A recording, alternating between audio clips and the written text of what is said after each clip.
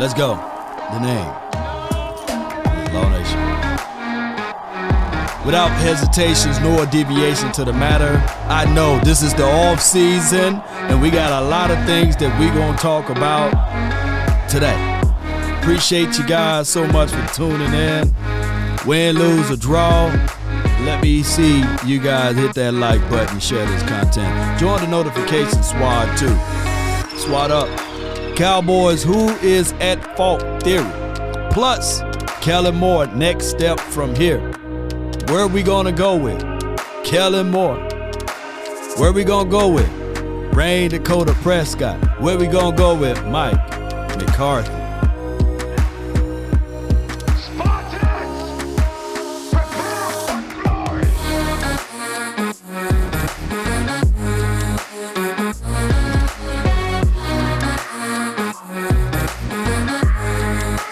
Come on. It's draft time for your mind, right? Come on. 5, 4, 3, 2, 1. What's up? What's good? How are you guys doing? We sitting on the couch. We watching. There'll be 2 other teams sitting on the couch by the end of this weekend. And that's just how it goes, unfortunately. There's only going to be one team to lift up that Lombardi trophy. 31 other teams going to be mad at the end of the year. But there are things that we got to uncover. There are things that we got to go over. Yesterday, the Cowboys heard information from Dan Quinn, said that, hey, he going to stay. He ain't leaving. He going to be the defensive coordinator for the Cowboys for the 2023 season. So we can look back at the defense and go over things from A to Z and say, all right, cool, let's reinforce the front. Let's get more and more weapons around Michael Parsons. Can we find a veteran? Another veteran DB to be on the opposite side of Trayvon Diggs, because you just never know what you're going to get out of a cornerback coming out of the draft. We never know. It could be another DeRon Bland, but he was way in the latter part of the draft for us. So I would think that the Cowboys would be wise enough on the defensive side of the coin to figure things out. Nevertheless, the offensive side been our Achilles heel. Because every single year since Kellen Moore been the offensive coordinator, the offense, believe it or not, like Ripley's, finished ahead of the defense in every major stat category. Nevertheless, the offense, believe it or not, been the issue with this team, even though they perform better than the defense. That's the craziest thing of it all. It's like it's a conundrum. Like our offense collectively been finishing out as the number 1, the number 2, the number 3 offense. A lot of people been hitting me up saying, hey, Law, that's fool's gold. You know, the offense is good and all, but it ain't like the defense. But when we look at everything, we can tell you one person changed the makeup and the philosophy of the defense, and his name is Michael Parsons. One person, one single person. Because I truly believe the mindset of the defense, even though we do have Dan Quinn, but Michael Parsons is that elixir, right? He is that accelerant. He is that guy that can really change the outcome of the game.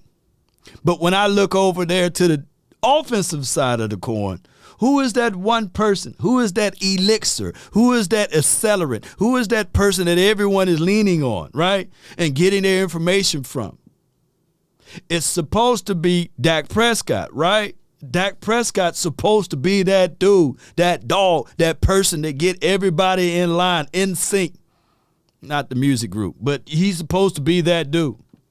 And when I look at the situation, I listen to you guys. I hear y'all out. You know, y'all call in. We had a 3-hour show yesterday. We ain't going 3 hours today, but we had a 2.5-hour show just the other day, and we had a 5-hour show, 5 hours of us talking about what to do with Ray Dakota Prescott. Is he the answer? And a lot of people been telling me that he is not the answer. He is not the solution, right? So where do we go from there? Because on one end, hear me out, 3 out of the 4 years that Kellen Moore been here, we finished top in offense, and I get it. A lot of people were saying that, hey, stats can be misleading, which is true, right? Stats could, you can paint the picture with the stats. Nevertheless, these are the facts. Without Dak Prescott, the offense finished 28th and 29th, respectfully, right? But with Dak Prescott, somehow the offense finished 1 to top 5. Now, one can argue, garbage time stats, garbage time teams. Dak Prescott can't do this against winning teams. Or is it Dak Prescott is only good against horrible teams? Or, the Minnesota Vikings, they don't count. The Giants don't count, although they were in the playoffs. It really don't count, etc., right? So we got to really do our homework on which side of the fence we're going to roll with. Unfortunately, let me pull this up. Unfortunately, the Dallas Cowboys tend to be optimistic as it relates to the owner, Jerry Jones. He's a very optimistic person. He believes that, hey, if he stuck with all of those years with Chase and Garrett, can he do the same with Mike McCarthy and Kellen Moore? Now, a lot of people thinking that Kellen Moore is one of those guys that he's the genius, right, on one end. And then the other side of the coin is that Kellen Moore, he's below average. Which one is he? He can't be both. He can't be both. Still had the number one offense, went 8-8 and no playoff. This is from Lee Stewart. What year was that, Lee Stewart? Appreciate you, right? I think one year I read a report where the Chargers, they had the number one offense and the number one defense and didn't make the playoff. Yeah, so numbers and stats could be misleading, right? But how often do the Steelers be the number one offense and don't go, right? So that's another question there that you have to consider. Offense is too inconsistent. We don't use anybody to their strength. This is from Al. Appreciate you. Kareem. I do truly believe that. I think that, here's my thoughts once again. I'm going to say this. I think that Kellen Moore is a brilliant guy. But what we are seeing in real form is a guy that's going through growing pains, right? Going through those growing pains, and we are expecting this team to win Super Bowls. Law, do you have any truth to that? Hey, at one point of time, was Sean McVay and Kyle Shanahan once coached with the Washington team? Let me get a yes or no in the chat. Let me get a yes or no. At one point, and F. George says, I like your name, F. George. He says, why is he brilliant, Law? Because we finished number 1, number 2, and number 3 in the offense when he's the offensive coordinator.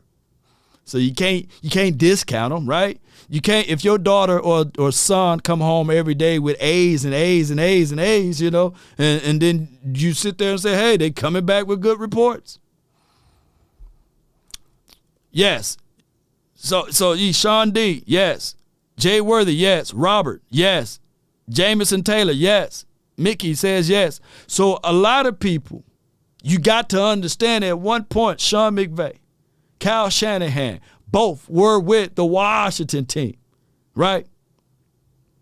Now, if I were to do a poll right now for Washington, I'm quite sure they would cut their coaches up with a Ginsu blade and chop them off and throw them off the bridge to have either Sean McVay back into the house or Kyle Shanahan back in the house. But what happened, those boys had went through their growing pains with the Washington. And who benefited? We benefited because we were beating the brakes off the Washington. They probably win a game here and there, but we would beat the brakes off of them. But then when they went to their respective different locations, they continued to grow. So what the Cowboys tried to do is saying, all right, what we're going to do is there's a shortcut to success. Let me ask you all that's watching right now, are there any shortcuts to success? Yes or no? ain't putting depend on there. And we ain't talking about diapers. There's no shortcuts to success. But y'all can answer, play along with me. You know, there's no shortcuts to success. There's none. And here's the thing. Sometimes you can probably get away with short moments of success. But if you never did your homework, and if you never showed your work, especially this works all the time in math, and I say, okay, go to the board, give me the Pythagorean theory. You know what I'm saying? Give me the Pareto efficiency. But when you was cheating all day on your test, there's no way that you can present that because there's no knowledge of that from what you cheated off of. And I'm not saying that Kellen Moore cheated. But what I'm saying is that he can't pour upon information and knowledge to someone that he haven't acquired. Look, I love my guy, Okoye, accumulating knowledge over years of experiences. That's his name, Okoye. You can't have that name at 1. You can't have that name at 2. So if you ever get a chance to talk to my dog, right, and outside of the parameters of just within the confines of sport, you will say to yourself, man, Okoye Media, he's knowledgeable on all aspects of life because he accumulated knowledge over years of experience. Now, what my guy right now is doing, Kellen Moore, he's still accumulating, right? He's still gathering information. And he's still trying to learn how to apply it. And what we as Cowboy fans, we are trying to say, we want the trophy now, which we rightfully, respectfully desire. Because you can probably accumulate knowledge over years of experience for the Jets, but for dog sure not with this team. And that is one of our number one issues with these Dallas Cowboys. We went through this before. We had the Dave Campo, who had no business being a head coach, 5-11, 5-11. Did he go 5-11 3 times? I don't even want to remember. But I know it was 5-11, 5-11. Then the hands of the universe said, okay, all right, Jerry, if you really want to build the new stadium, you got to bring us better product. So Jerry said, you know what? I'm going to step back just a little bit, just a hair, and I'm going to bring in Bill Parcells. That stadium would not be built if we were still had the mindset of Dave Campo. They brought in Bill Parcells. The sponsor said, okay, this is something tangible now. This is a guy that's a Super Bowl caliber coach. Let's bring him in. And he had to rearrange the furniture on the Titanic. It was going down regardless. But lo and behold, even Bill Parcells was able to make it in his short stay to the playoff 2 times.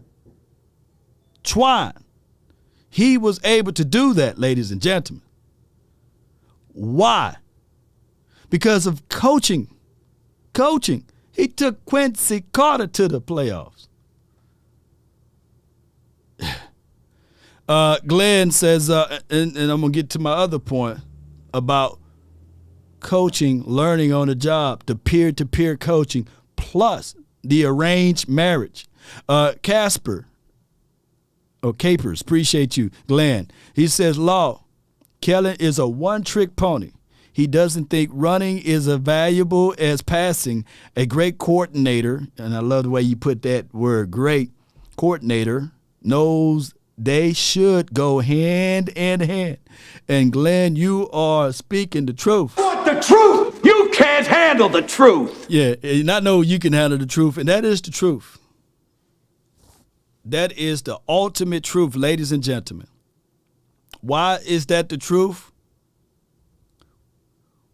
When did Kellen Moore had time to go into studies of learning and understanding the importance of running the ball? When? Can somebody put that down?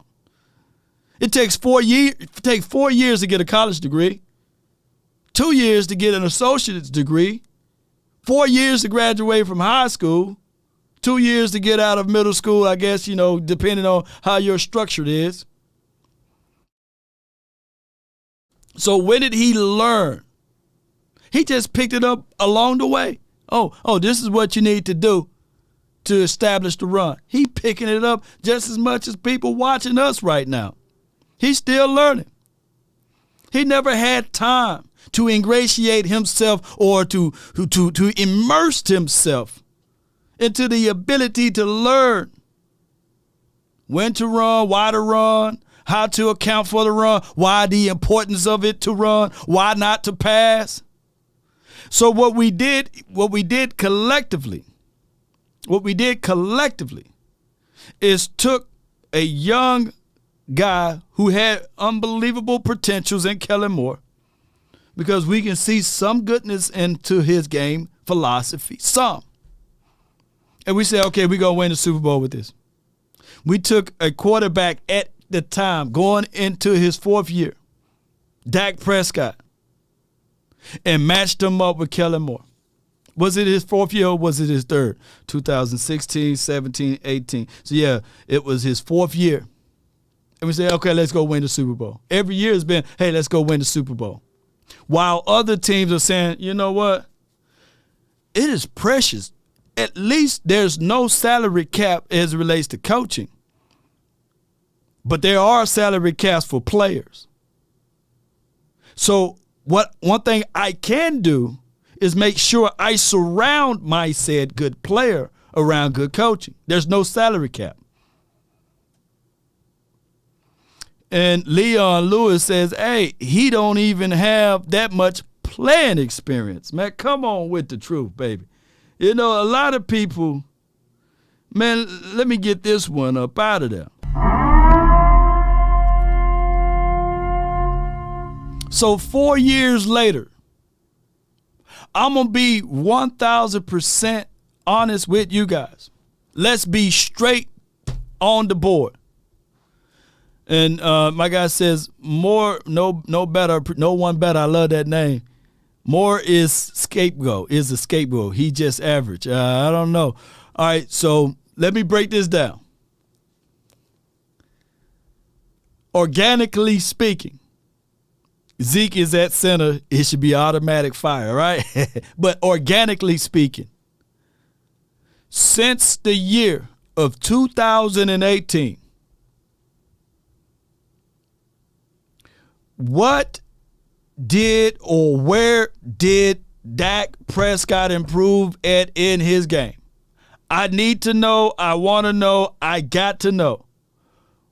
What did Dak Prescott improve it at in his game? Where and what did he improve at since 2018? I ain't talking to none of the apologists. I'm talking about somebody that can give me an objective analysis of Rayne Dakota Prescott.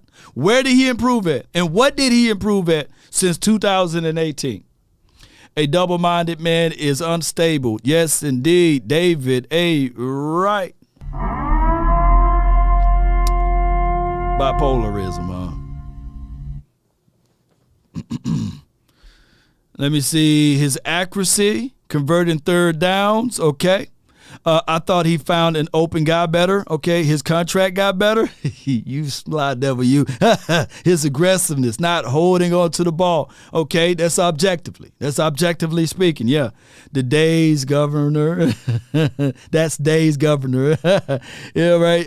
Replacing, appreciate it. Everyone knows that, but he wants another Super Bowl. He has to relinquish the GM role. Make sure Aikman, the GM. I feel you. That kept carrying the team, okay? I think he was better than 2018, honestly. Pre-snap reads, okay? That's Dak's governor. You take the governor off. I like that analogy. He stretches better. I feel you. All right, I'm reading y'all comments. His turnovers, he improved his turnovers. Man, you slide devil, you F. George. F. George, you. But shout out to you, F. George. Stop playing not to lose and start playing to win. Okay, yeah, those are all valid points there. That's a whole, All right, so So since 2018, because 19, the reason why I said since 2018, because 2019, that was the offensive coordinator's first year here. And, of course, we had Jason Garrett as the head coach. They went 8-8 that year. I mean, the numbers were good.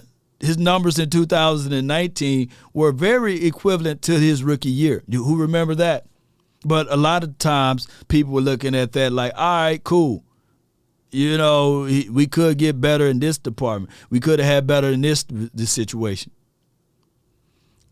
And you did wholesale changes the year after you won at least one playoff game. You did wholesale changes, right? Stargazer says accuracy, pre-snap adjustment, and throwing wide receivers open/aggressiveness. This is from Stargazer Sports. I feel you on that. That is a good objective analysis. All right, so what did Dak Prescott get worse at, so we can be fair and balanced? He got good at this, and he got horrible at this. I know that they took away the running ability of him in 2000, and we would say it started in 19. 2018, who remember he dove into that touchdown to almost get that touchdown against the Seattle Seahawks in that playoff game. Mobility, he doesn't run that much now. Turnovers, he's more turnover prone. I think that one year he did a great job and not intercepting the ball, but he was fumbling the ball, right? But ball bounced back to him, so they didn't really count that much. That's my only problem. Defense won games also. All right, so you can't contextualize it from there.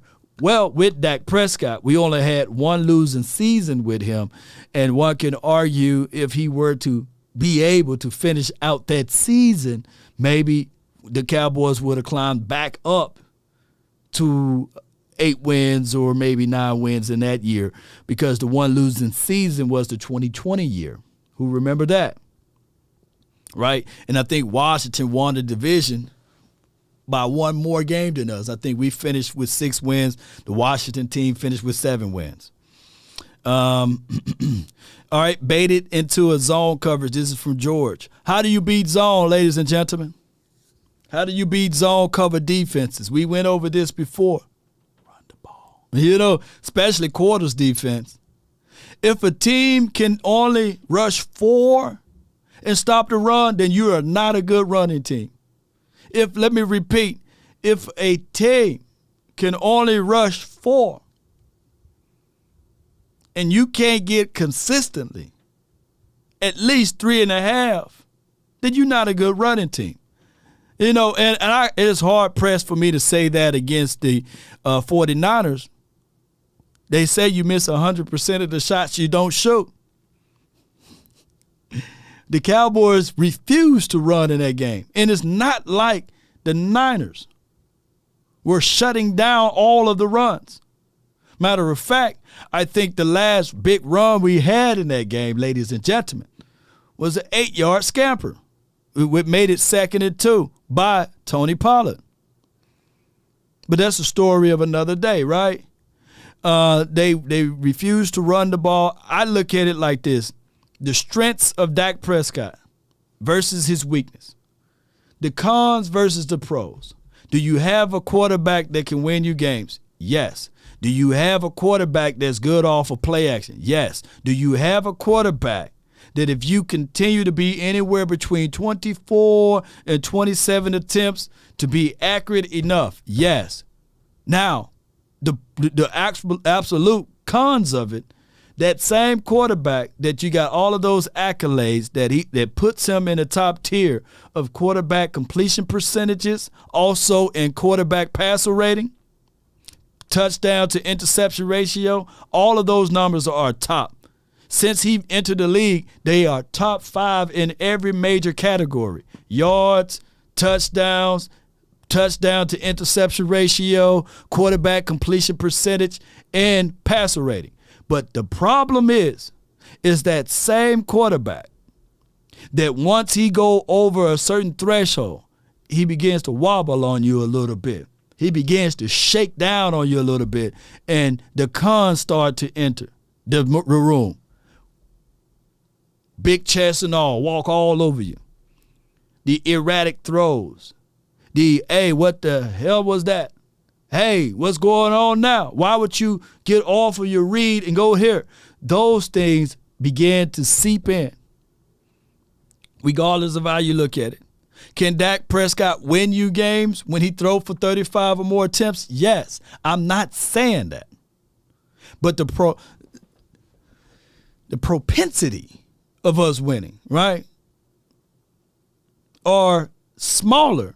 And do you really want to build your team around that?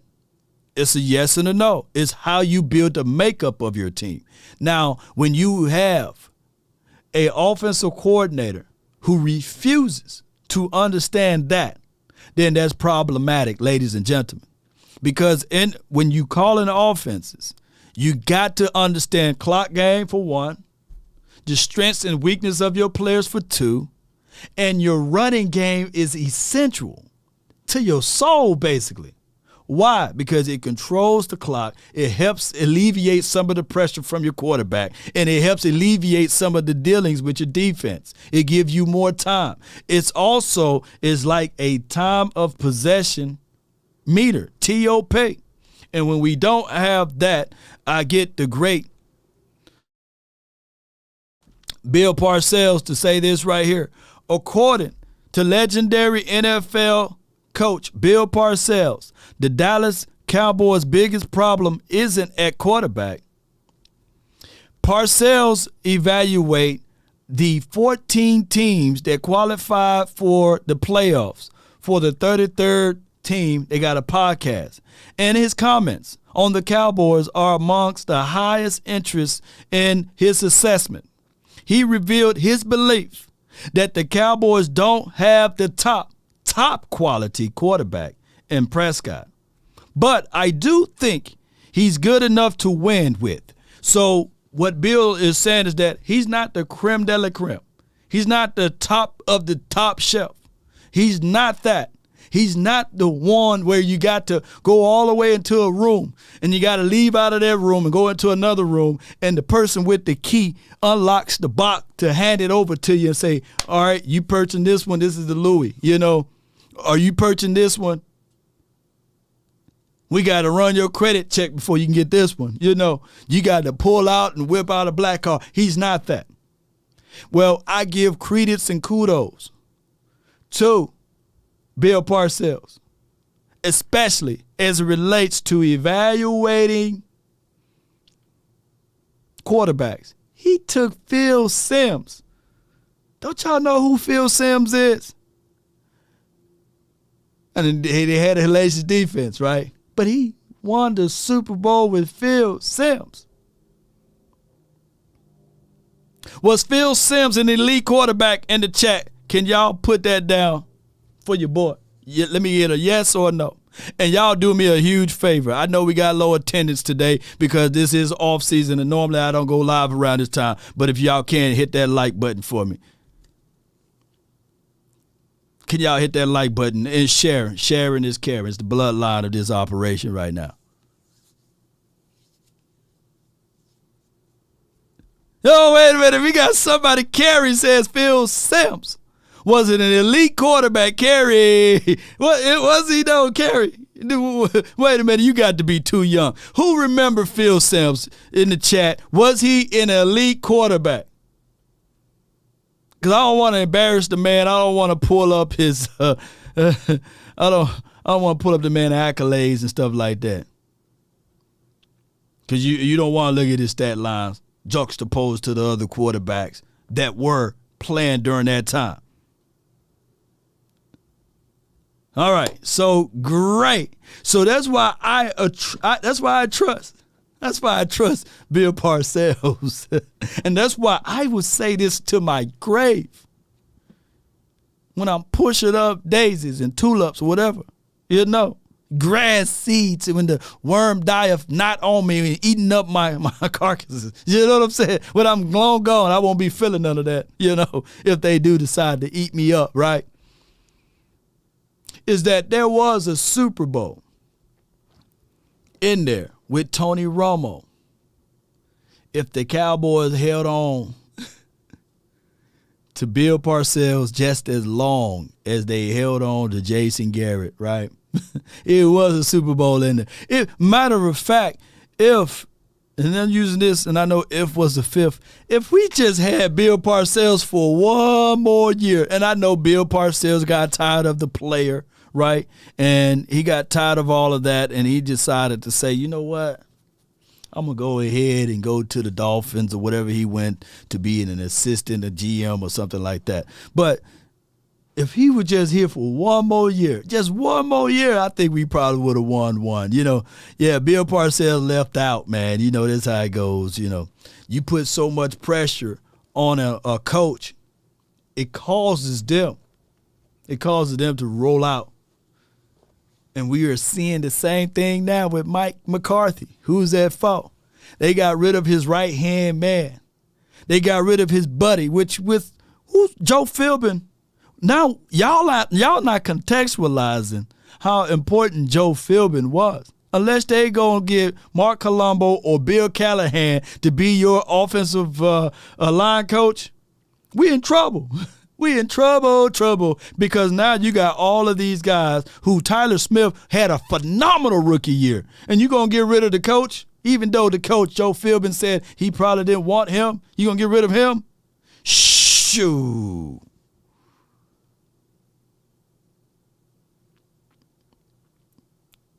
Shoo. That's going to be treacherous water waiting for us. They are making sure that the nest that Mike McCarthy is in is uncomfortable. They putting rocks, thorns. Birds do that. When it's time for their youngins to get out of the nest, they put rocks, thorns in there. They stop feeding the youngins. They nudge them and say, it's time for you to fly. One must learn to fly, right? Joe Philbin coming back? Is he coming back, or I misread that? I could be misreading it. But I do know that Rob Davis is gone. Now, shoot, if they cut my secretary, I got a secretary. If they cut my secretary, I'm going to be pissed off. No, I need my secretary. I need her to put things together, to make sure that certain formulas and stuff that's on the spreadsheet is accurate and right. So when you get rid of your right hand, man or lady, shoot. Your whole life changed. I probably won't be able to be where I'm at if it's not for my secretary. I wouldn't even be able to pump out a third of the content that I'm giving you guys now if it wasn't for my secretary. Your secretary is important. And that is what Rob Davis was for Mike McCarthy. And you can argue that Joe Philbin is too. Okay, BD, great, good. Somebody just misquoted that. So, no, Philbin isn't coming back. I thought I read that correctly, right? He's not coming back. And for anyone, I'm not making excuses for Dak Prescott, by the way. Excuses are facts you don't want to hear. That's just what it is. I'm going to take that my guy, West Coast Cowboy, he need to be quoted all over these walls. Excuses are facts you don't want to hear. See, nobody wants to hear the truth. The truth is so uncomfortable. It gets into your skin, and you sit back and say, man, damn, that law be talking the truth regardless. I can't stand him, man. Y'all begin to hate me. Y'all begin to think that I'm in control of the outcome of the game. Look, when I did the video analysis of Michael Gallup, and Michael Gallup said, by all means, let me know when you played in the NFL. I know that was truth. Because if he was any other person to post a video, he would have laughed and scoffed at it and kept moving. But by it being the truth hurts. It's a double-edged sword. It cuts both ways. It's unapologetic. That's just what it is. If you think that I was Terry Nation or somebody else outside of law, he would have gave 2 cents. He would have been like, that dude don't know what the hell he talking about. Let me keep strolling. Yes, indeed. Sacrifice Don't give up the fight. Everything will be all right on any given Sunday. Yeah. Depend on you. I got you. If you win or lose, you know you got to pay some dues to live on Monday. Yeah. Yeah. Hey, and on this excerpt too, he said, and this is from Bill Parcells. It says that he pretty much okayed the defense, and I love defensive-minded people. He said the defense was pretty solid. He didn't see any inefficiencies in that report. But particularly, Kellen Moore play calling is hurting. And you can't see it below there, but it says it's hurting this team. If you guys read that article, you would go back to the mindset of saying, what do he mean about hurting this team? There's only so many times you can call a button hook route. There's only so many times that you can run stop routes. Shout out to my guy, Scott, comedian Scott. He hit me up with a video of even my guy, Amari Cooper, talking about those option routes, those stop routes. Just ain't it, man. Just go ahead and send it on a go. Dak, come on, man. Just hit me on the go, man. I'm open, man. Man, don't worry about that. Don't worry about what they call it. Just hit me up. Hit me up. On the go.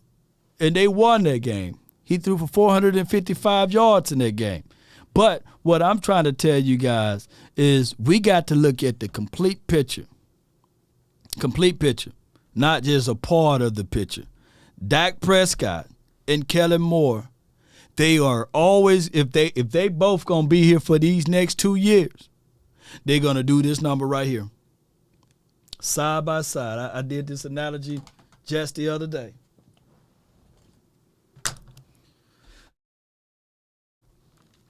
I got two phones over here. Two phones. Side by side. This is what they're gonna do from a growth aspect. There's nobody that's going to be right here and catch up with me.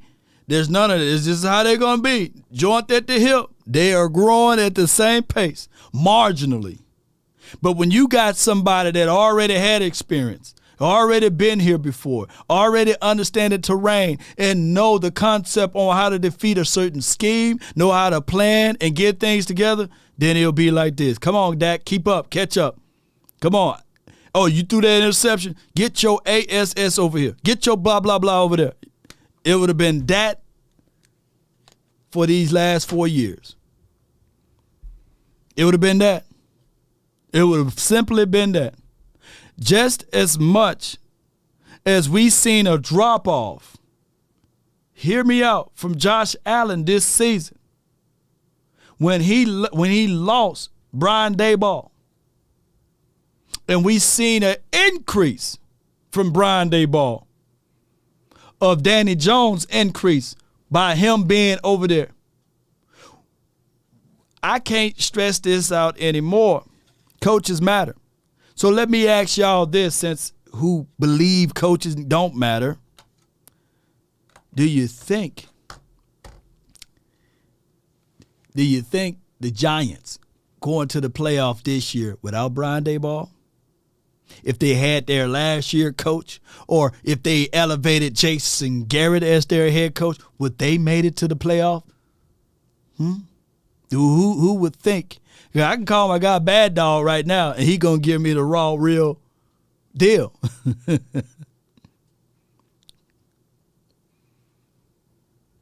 Yeah. Arnold says Dak is on a no-trade contract. Yeah. And those type of contracts, I'm glad you mentioned that.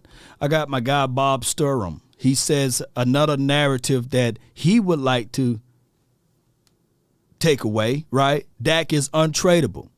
Nonsense. He would cost a new team $30 million, 23 and 24 and $5 million on roster bonus. 65 for 2 years. Easy. You could trade him tonight if you wanted to, but the Cowboys would never consider it properly. Now, he put all of this, and he wanted to designate this one and say, okay, I'm going to tell you guys this, that Dak Prescott, no, he is tradable. You know, he is untradeable, blah, blah, blah. Well, I go right here and I say, in theory, because what he's saying is you can trade Dak Prescott. But in theory, a no-trade clause isn't exactly what it sounds like. It gives the player the right to refuse or the requirement to approve. If you would prefer to say it that way, by the way, any trade in which they are set to be included, so that denotations of what you explain is pretty much at mute point. Because the Dallas Cowboys, Dak Prescott got that no trade clause on his contract. So let's ship him off to the Saints. You can rally up all of the numbers, everything you want. Dak can sit back and say, hey, I know my new boo thing is down there at LSU, but shoot, I like my house out here in Prosper. Shoot, I like this no income tax state over here in Dallas land. Shoot, I'm kicking it. I ain't finna uproot everything for you. No, I'm gonna ride out my contract. I'm gonna sit back and chill. I fought to be here. I'm a Dallas Cowboys diehard fan. That's how he can say these things. Hey, man, Dak, we want to ship you off to the Jets. Where? Well, I'm not finna go over there cold weather. I'm not finna go to New York. No, I'm sitting right here chilling with my new sweeves up here in Prosper. I'm only like 2-3 minutes or collectively 15 minutes from the training facility. We can regroup. We can do X, Y, and Z.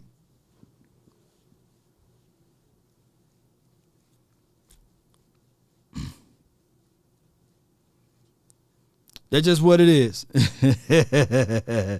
Level San Francisco don't want Dak. Yeah, not this year. About 3 or 4 years ago, they probably would want him.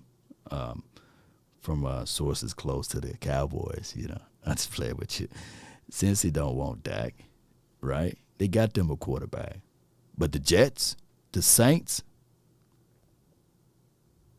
right? Even the Dolphins right now, if you look at it, I don't know what they're going to do with that situation. It could be even the Ravens. But the Ravens, Lamar Jackson, I think they are at odds, and it will be even more at odds if Lamar Jackson was here, because Lamar literally want the exact same contract Deshaun Watson got, and I don't think a team is willing to give $230 guaranteed. I don't think a team will be willing to do that. Yeah, I don't think they will be. Let's listen to some of this audio, because I normally don't listen to Bart Scott, but he do have some valid points. And since so many people are hitting me up with this article, we don't dodge no heat. We go over everything. So let's listen to Bart Scott and his thoughts. Person's basically saying, I'm paraphrasing now, defense played well enough to win, right? I mean, he basically said that. So that's twice this week that he didn't take a shot at Dak Prescott. What do you think it all adds up to?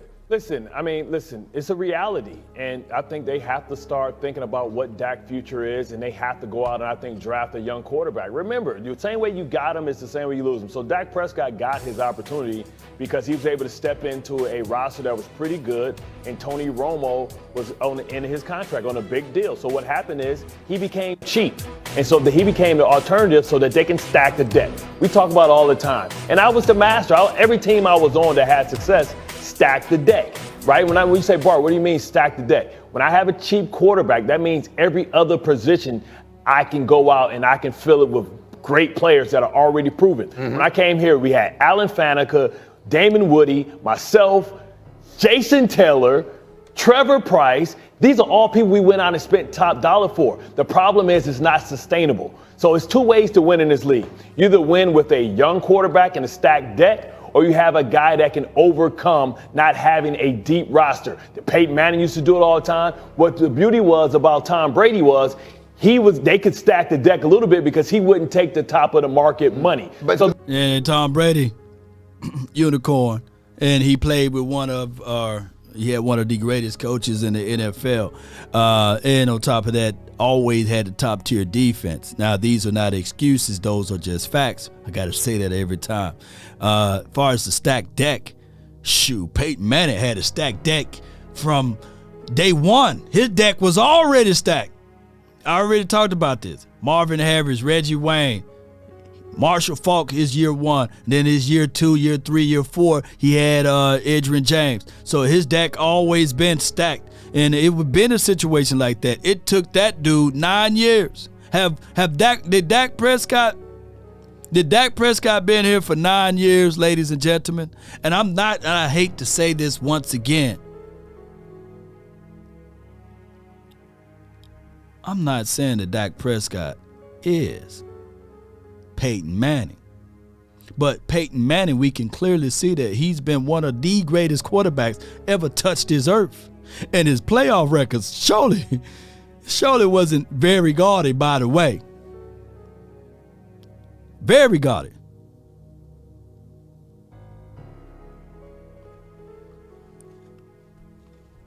I'm trying to figure it out.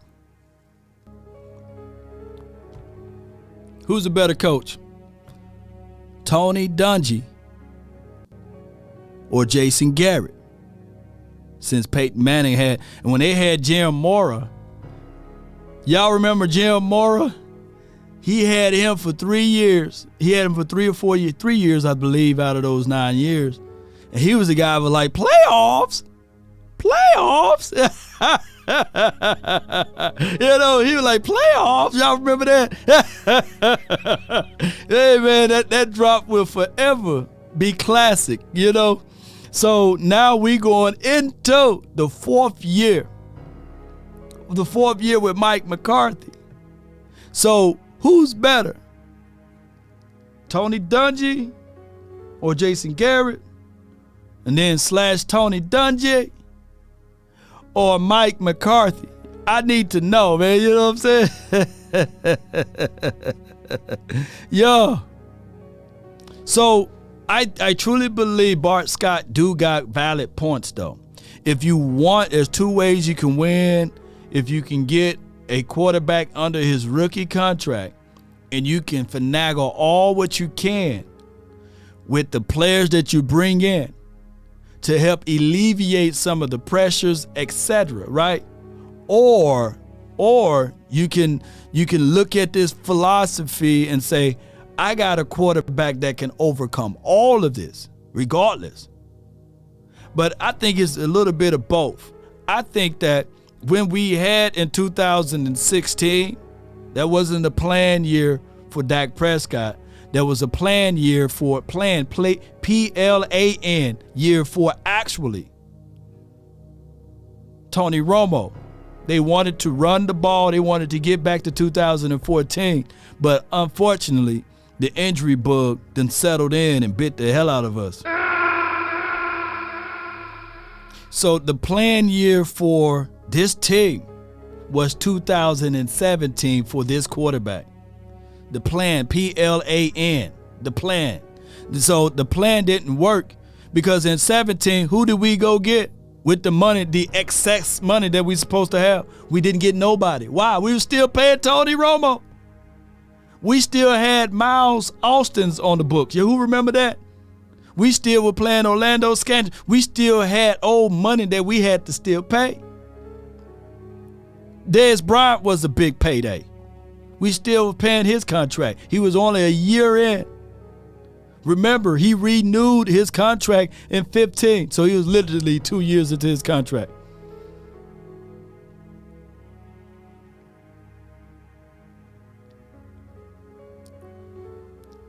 Let's listen to more what they had to say. This is the reality of it. The point you're making is that Dak Prescott is not one of the players, like maybe Patrick Mahomes is and others, who can overcome it. So the issue is, in this league too often, we confuse good with star with superstar. It is only 3 superstar quarterbacks in this league. It's Allen, Burrow, and Mahomes. Well, hold on. Before that slipped my mind, what happened to Allen this year? If he, you can't use that as an analogy, Bart Scott. Well, why don't you lean forward just a little bit, because only he put up 10 points.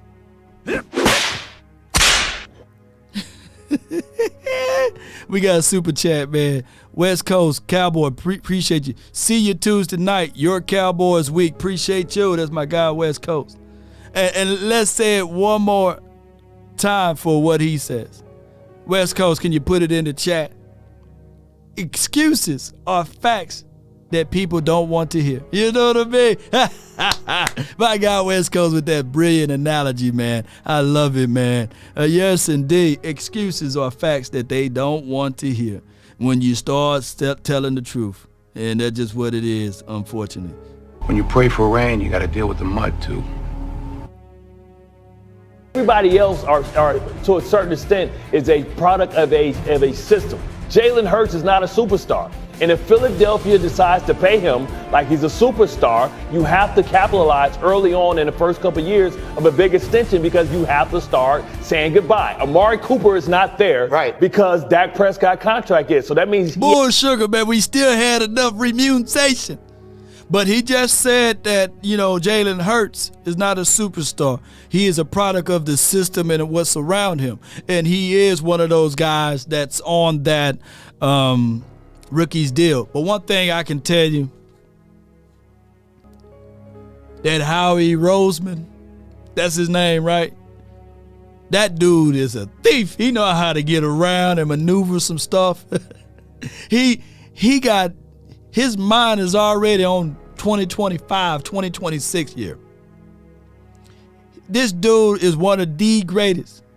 He's one of the greatest. I, as a Cowboy fan, I'm looking back and I'm sitting here like, yeah, that dude good. That dude, he's a beast with it. I think that there should be class and seminars on how to take, rosters and flip them around and extract them to get players on your team. That's just the reality of it. He is what we got out of Will McClay. But Will McClay is only able to purchase things from Dollar General, Family Dollar, and maybe it's a luxury when we get a chance to go to Walmart and Target with Will McClay. But they give Howie Roseman over there the unlimited credit card. Go do as you please. Do whatever you want. The owner, is it Jeff Lurie? He don't even worry. Go ahead, spend. Do your thing. Do your thing, 21. How that song go? 21. Why don't you do something for me? He's just literally saying, do your thing, Howie. Do your thing, Howie. Speak to the ops for me. 21. Can you do something for me? Can you talk to the ops next for me? Okay. 21. That's just what it is. That's what he is. Somebody need to have a video where their owner is sitting back just saying 21. Howie, can you do something for me? Because he is allowed to do those things. Whereas us over here, it's a lot of red tape. Do Stephen Jones want him? Do Jerry Jones want him? Hey, that's too high of a price. Chris Hall may step in and say, hey, I like this dude's skill set and intellect. And then Will McClay, now you get the chance to go. Shoot. That's just what it is. Exactly what it is. And the usage. When I've seen the Eagles game, just the last playoff game, I saw all 3 running backs was able to use the ball.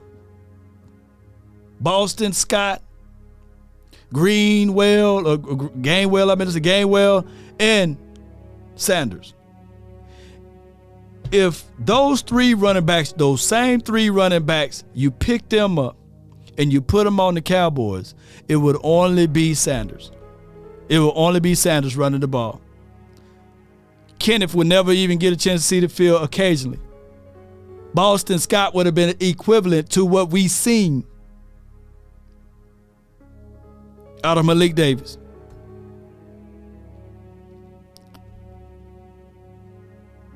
Has to overcome and make Gallup a great player. I haven't had you here this week. Obviously, Dak had a terrible game on Sunday. I mean, there's no defending it.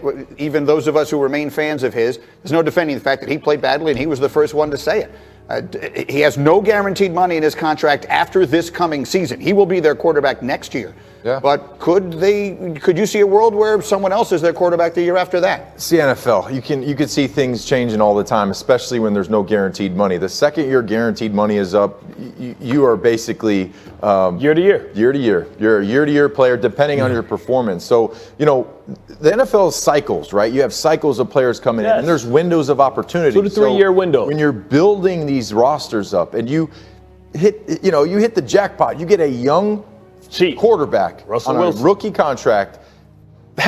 That's great. I mean, look at the 49ers. If they win on Purdy right now, they got 4 years. They have a window where they have a great roster. They can spend money elsewhere, and they could go after it. So, what Parsons is saying basically is, look at what the championship divisions are right now. Right. They're young players, young quarterbacks under rookie contracts. Now, Burrow, we assume, is about to become one of these. Right. That's why it's important for them to win. But here's the point: the Cowboys are going to show us what they think of all of this. They could extend him now, right? Yes. They could work out a new deal, absolutely, extend it, make the money friendlier, whatever it is. It'll be very interesting to see if they do that. Yes, and the way his contract is built, something probably needs to be done this offseason in terms of a restructure. It's not an extension, a restructure to lower the cap number.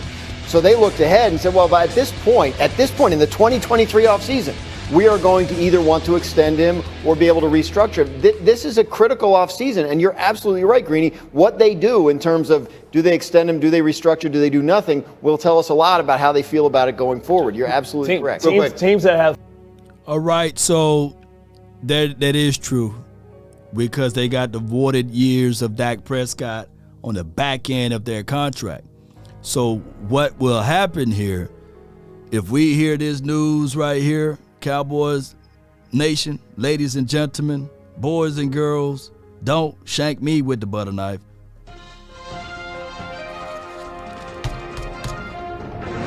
News out of Frisco, Texas. The Dallas Cowboys now extend Dak Prescott contract to the year 2027 and 2028, and they're going to restructure some of the money, and they're going to spread it out for those years. Don't shank me.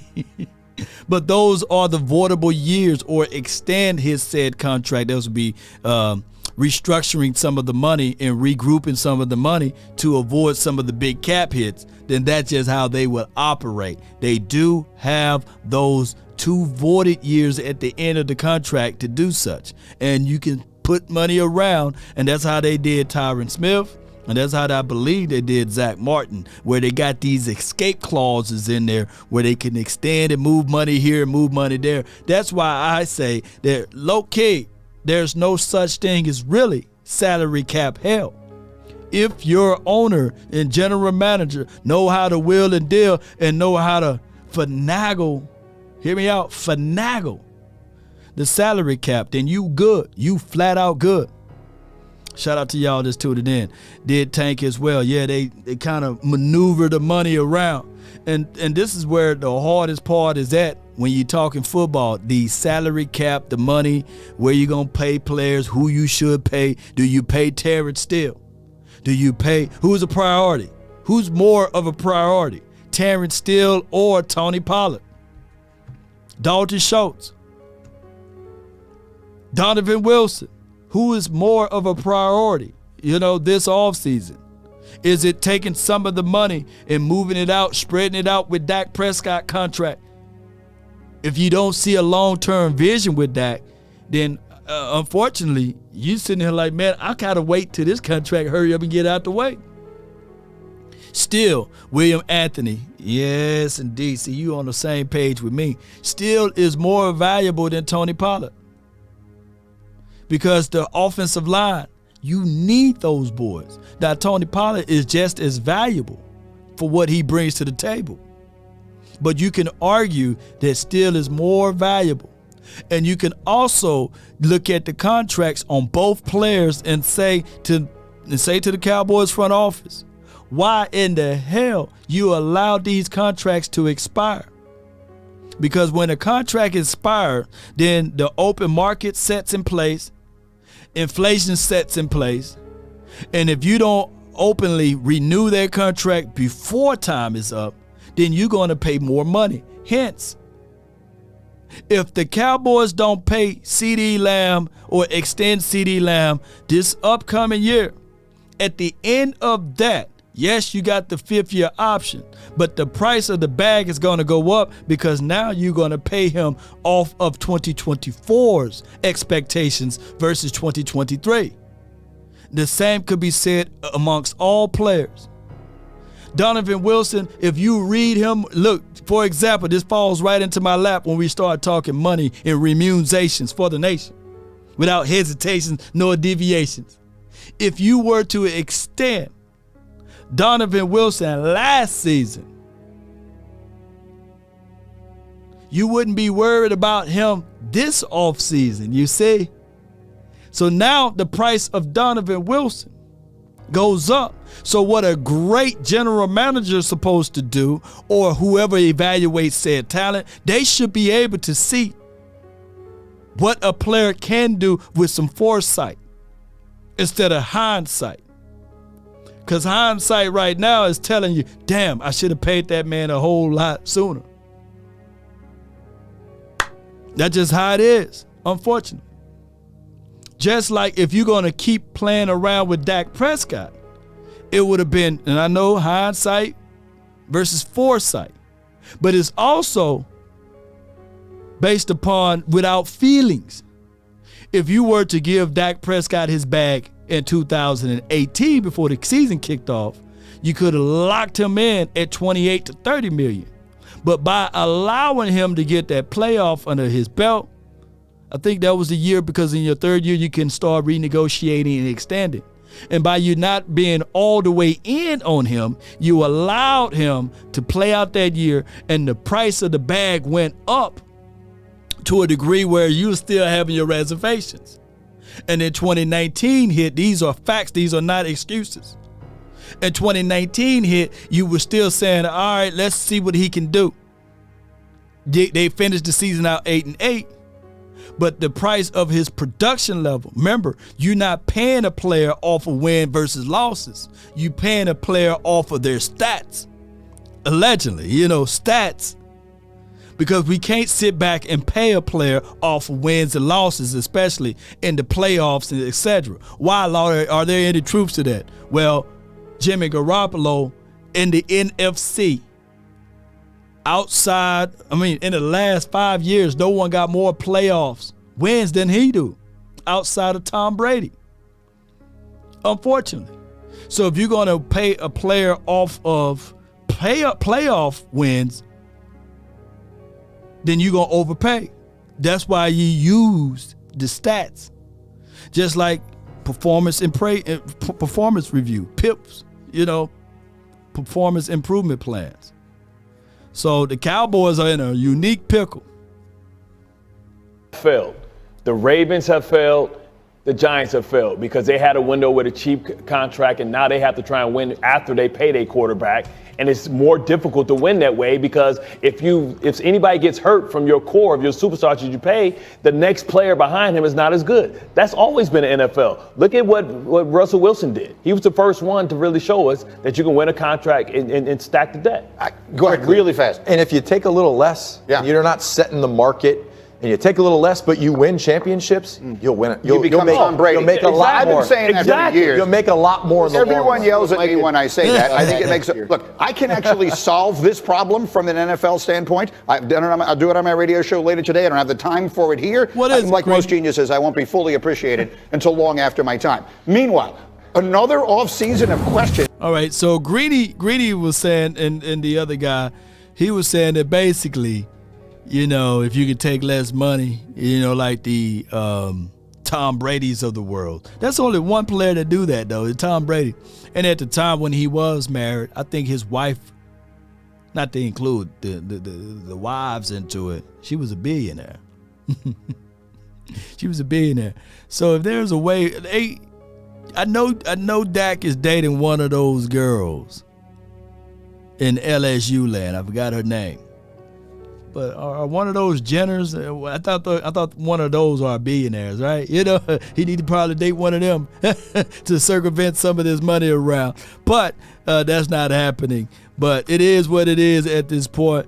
Dak almost threw for 5,000 yards in 2019 with 30 touchdowns and 11 interceptions. Yeah, so that's why he was paid. That's why his I think whatever his publicist or agent was like, hey, my quarterback deserved X, Y, and Z type of money. Let me go look at it. That's 2019. Yeah, you were right. 4,901 yards, 30 touchdowns, 11 INTs. So, yeah, out of 596 attempts. So that's why when that all came about, I think his numbers were better than Jared Goff as well as Carson Wentz that year. And they was like, well, you know, they fiddle-faddle around with it, and Jared Goff and Carson Wentz got paid. You see, they had a little scapegoat if they were to pay him before they got paid, but they waited too late. But it is what it is. Shout out to y'all, man, for tuning in. Dak is a problem, but not the biggest problem. This is Andrew G. Appreciate you for your thoughts. Tom Brady's wife had bank also. So, of course, he didn't. If you got other sides of it, helping out, then that's just how it goes, y'all. That's how it goes, unfortunately. All right. And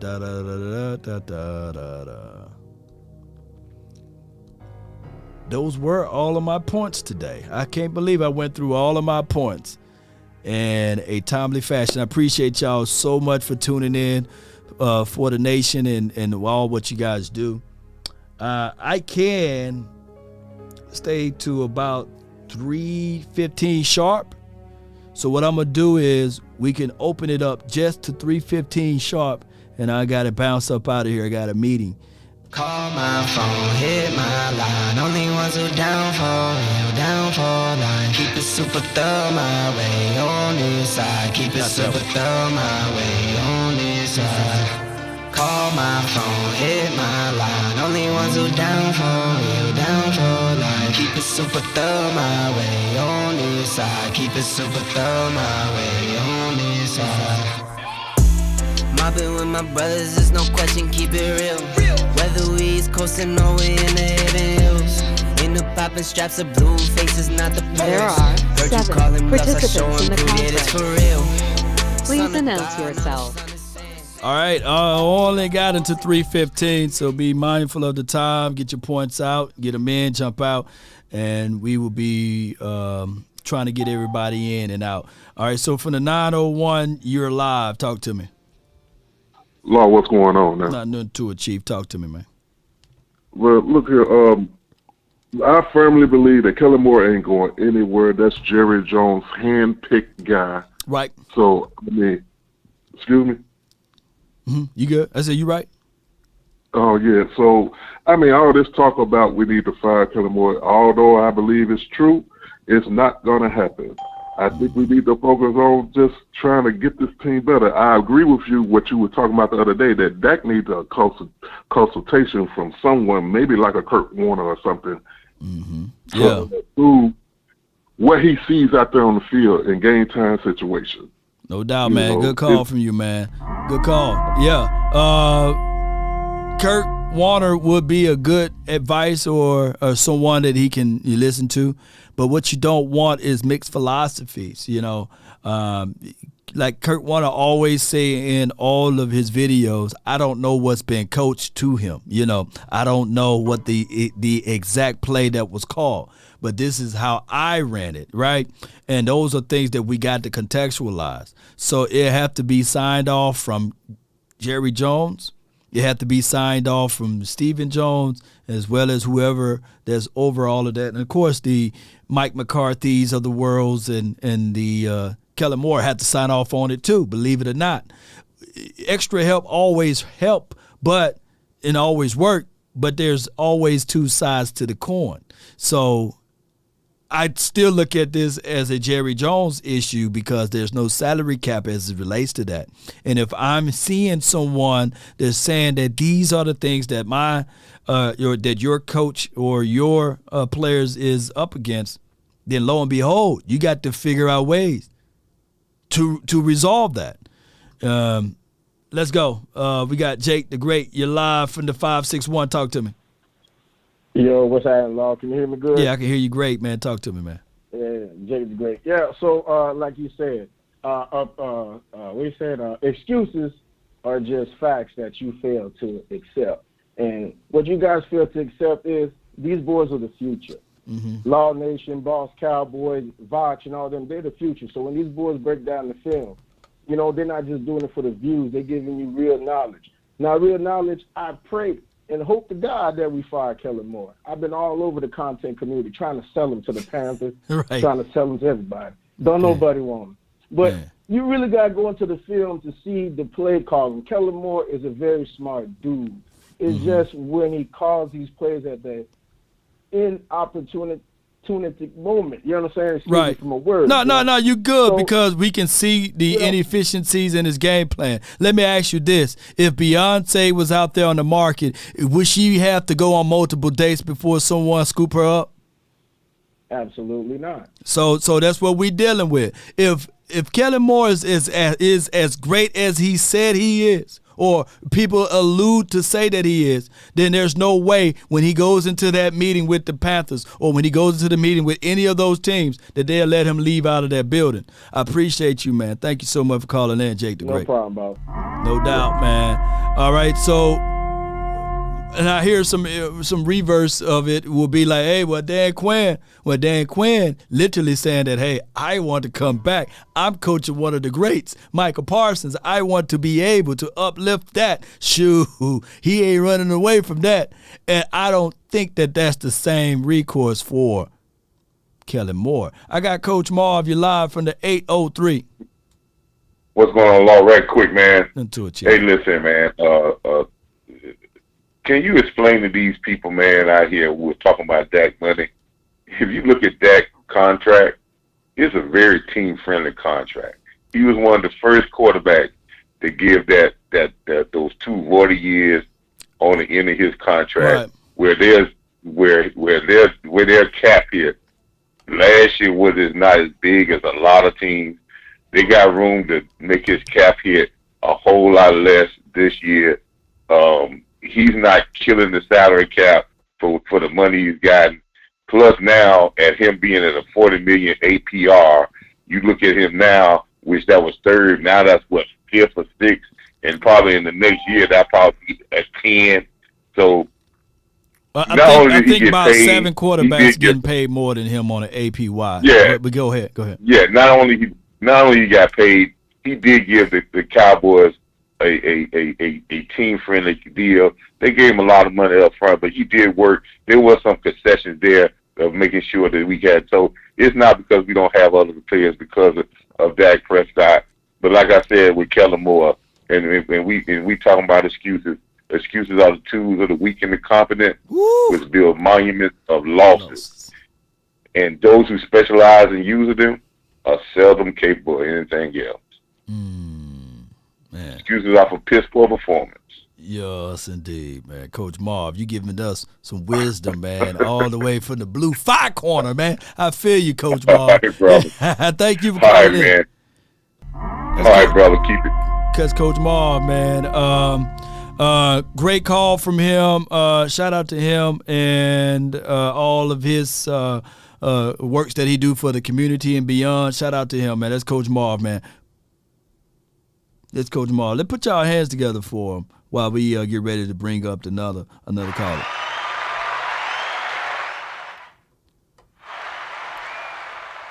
From the 904, Darrell, you're live, man. Hey, Coach, what's happening, man? Nothing to it, Chief. I'm well, man. I can't complain. Talk to me, man.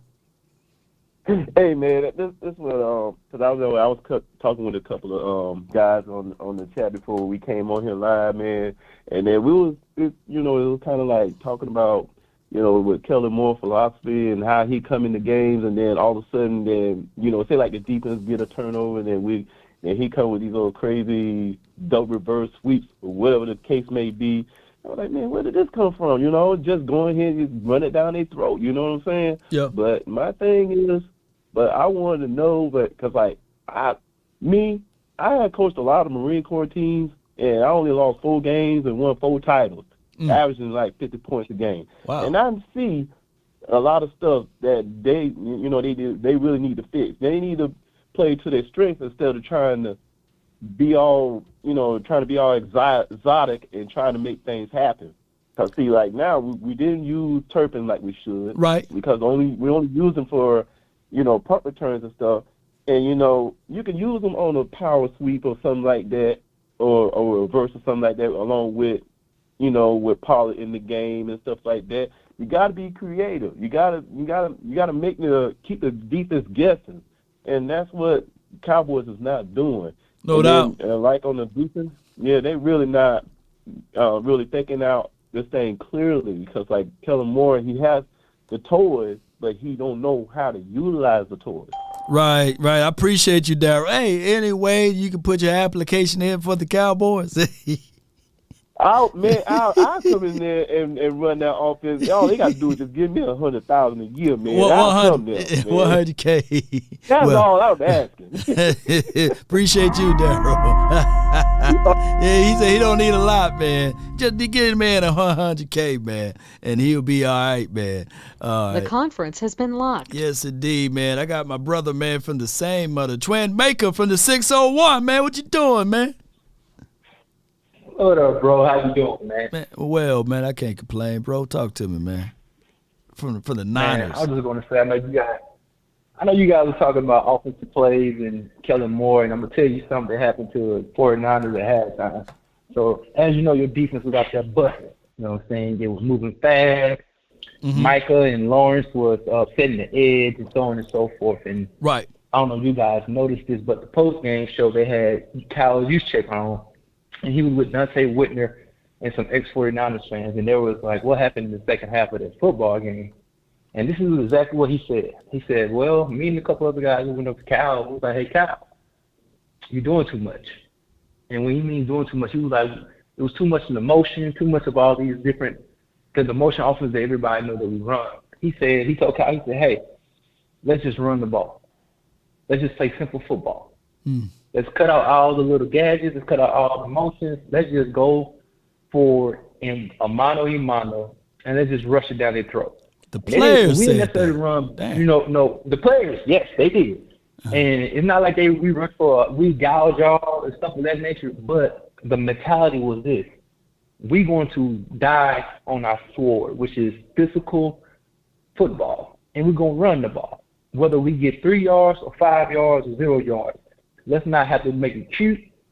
They can know what we're doing. But let's just man up and say we're just going to out-execute you guys.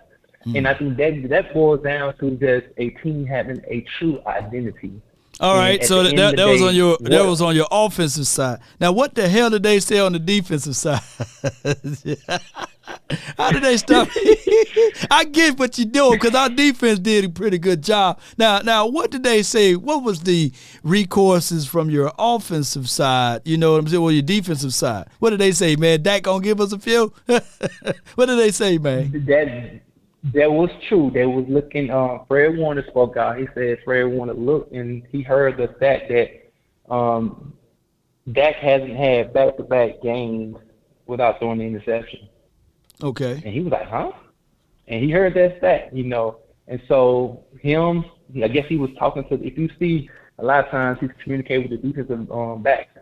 And on the play that they threw an interception, they ran that same play. No way. I can show you a video of it. They ran the same. Send me all of that, man. Same play earlier in the game. Yeah. Look, they ran the same play early on, and CeeDee Lamb caught the ball for a 6-yard gain in the first half.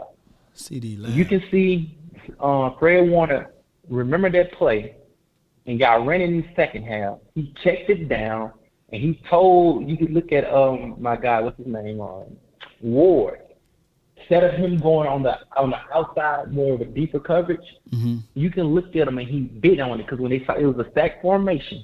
It was stacked, had CD in the slot. One side was on the opposing side, on the right side. The time he threw on the interception, it was on the opposite side. And they literally talked about how they saw that play and memorized it, and all thing they did, they communicate with themselves, play recognition. And oh, design. So that's why he was like that before the snap. He was, oh my God, man, this hurt even worse, man. I haven't turned on ESPN since that loss. I haven't turned on First Take, Third Take since that loss. I only getting clips from people who sending me that, but now that paints the picture. And I got and they showed the video. How are we running the same play in the freaking playoffs, though? How many times y'all run the same play if it's not a run play? God dog, man. Well, like I say, it was a pass play, and it was it was going to CD Lamb. Like I say, you got the ball early in the first half, but they just saw it. They didn't. Only thing they changed was they switched sides. They just flipped the play, but they didn't flip the route. The route was the same. Right. So we run zone majority of the time. So instead of them playing maybe 10 yards off on the zone to the boundary or to the first down marker, he played 7 yards off. They communicated. They told the safety to on the opposing hash over top like cover. So when Ward dropped down and Warner came into, they had backside coverage on the boundary if the ball go out fly, and then they would just communicate with one another. So they said, and that's when Jimmy Ward just pounced on it. And you could see he broke on that ball early. Shit, man. Hey, man, that's a good way of pouring alcohol on his wound. I thought it was healed, but now you done busted open and pour more alcohol on it, man.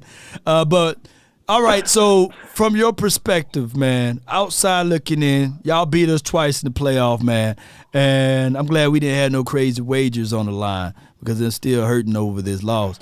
But Stelios owe me. Yeah, man, yeah, he do owe you 5, but he said y'all never had a bet on it. Y'all never gentlemen. Y'all never spit in the head and shook on it. Yeah, you are true. Yeah, shake on it. But I'm gonna tell you this though. From the outside looking in, man, how do my team get better from an offense approach? I ain't worried about defense, but just from the offense approach. How do Kellen Moore, because we're going to keep him for at least one more year. So how do we get better, man? I just think you guys need to conform more to the run. I think you need more running back depth if you're going to keep what's his name, Ezekiel Elliott. You going to keep Zeke? I might want to grab you. If you don't keep Zeke, you want to make sure you go get your fullback. I think y'all would do well in getting a traditional fullback, not try to have McGovern out there. You keep TDP or TP, Tony Pollard. And you guys just got to make sure that you add more formation to power runs. And just continue to let the chemistry on the offensive line grow. But honestly, I don't think y'all need to do much, though. You just got to get incrementally a little bit better than you did last year. I mean, that was the point. But see, here's the thing. You ever seen it like wildfire, right? It spread and it keep growing, and keep spreading. So our little margin of improvement is good, but the other teams are improving too. So we got to catch up with them. Like, I kid you not, the team that you're going to play this weekend is going to be similar to the Cowboys, but with more weapons and with more of a youthful quarterback that's going to run. If it's 2nd and 2, they go spread 5 wide. Shoot, you got to have more discipline to stop that because Hurt's going to run it, right? So what I'm saying is collectively is that our small amounts of improvement, because we said that we want to focus in on running the ball more. My guy Tony Pollard finally got 1,000 yards, but they still didn't use him in the backfield to catch. And on top of that, we got rid of some weapons. So even though we do improve, will it be enough in the playoffs is what I'm trying to say. And I believe so, because at the end of the day, it's about executing. Executing, true. You doing something like I said, because you got to execute. Who can out execute one another? Like I said, okay, this time you guys, when you threw that interception, it was 2nd down and like 2 yards, and y'all went. I think it was shotgun formation. Yeah, like shotgun. Bro, like as an offensive coordinator, next year you say in that 2nd down situation, I'm putting in my jumbo package, I'm putting in my meat package, whatever the case may be. Hey, man, come and on, I'm running man. the ball. I'm just saying, like, bro, it's not like y'all got the brakes blown beat out you. You know what I'm saying? I know. It's not like we got the brakes beaten off of us. But man, come on. It's 2nd and 2. Now you said, hey man, they should have just put the jumbo package in. When we had the jumbo package, I don't think that Fred Warner, I don't care who is on the defensive side, they couldn't have answered to a 14 personnel or a 13 personnel if on 2nd and 2 when you didn't really see that. So my thing is, Twin, when I look at this team, I look at it like, let's say, for example, if we play next week, although tomorrow is done, we would have hit a whole different game plan. We would have put up 40 to 50 points on whoever our next opponent is. But we keep giving us, the Kellen Moore keep giving us 1 week we go 14, next week we go 12, 1 week we go 11, then all of a sudden we never circle back to 14. You see what I'm saying? There's no consistency.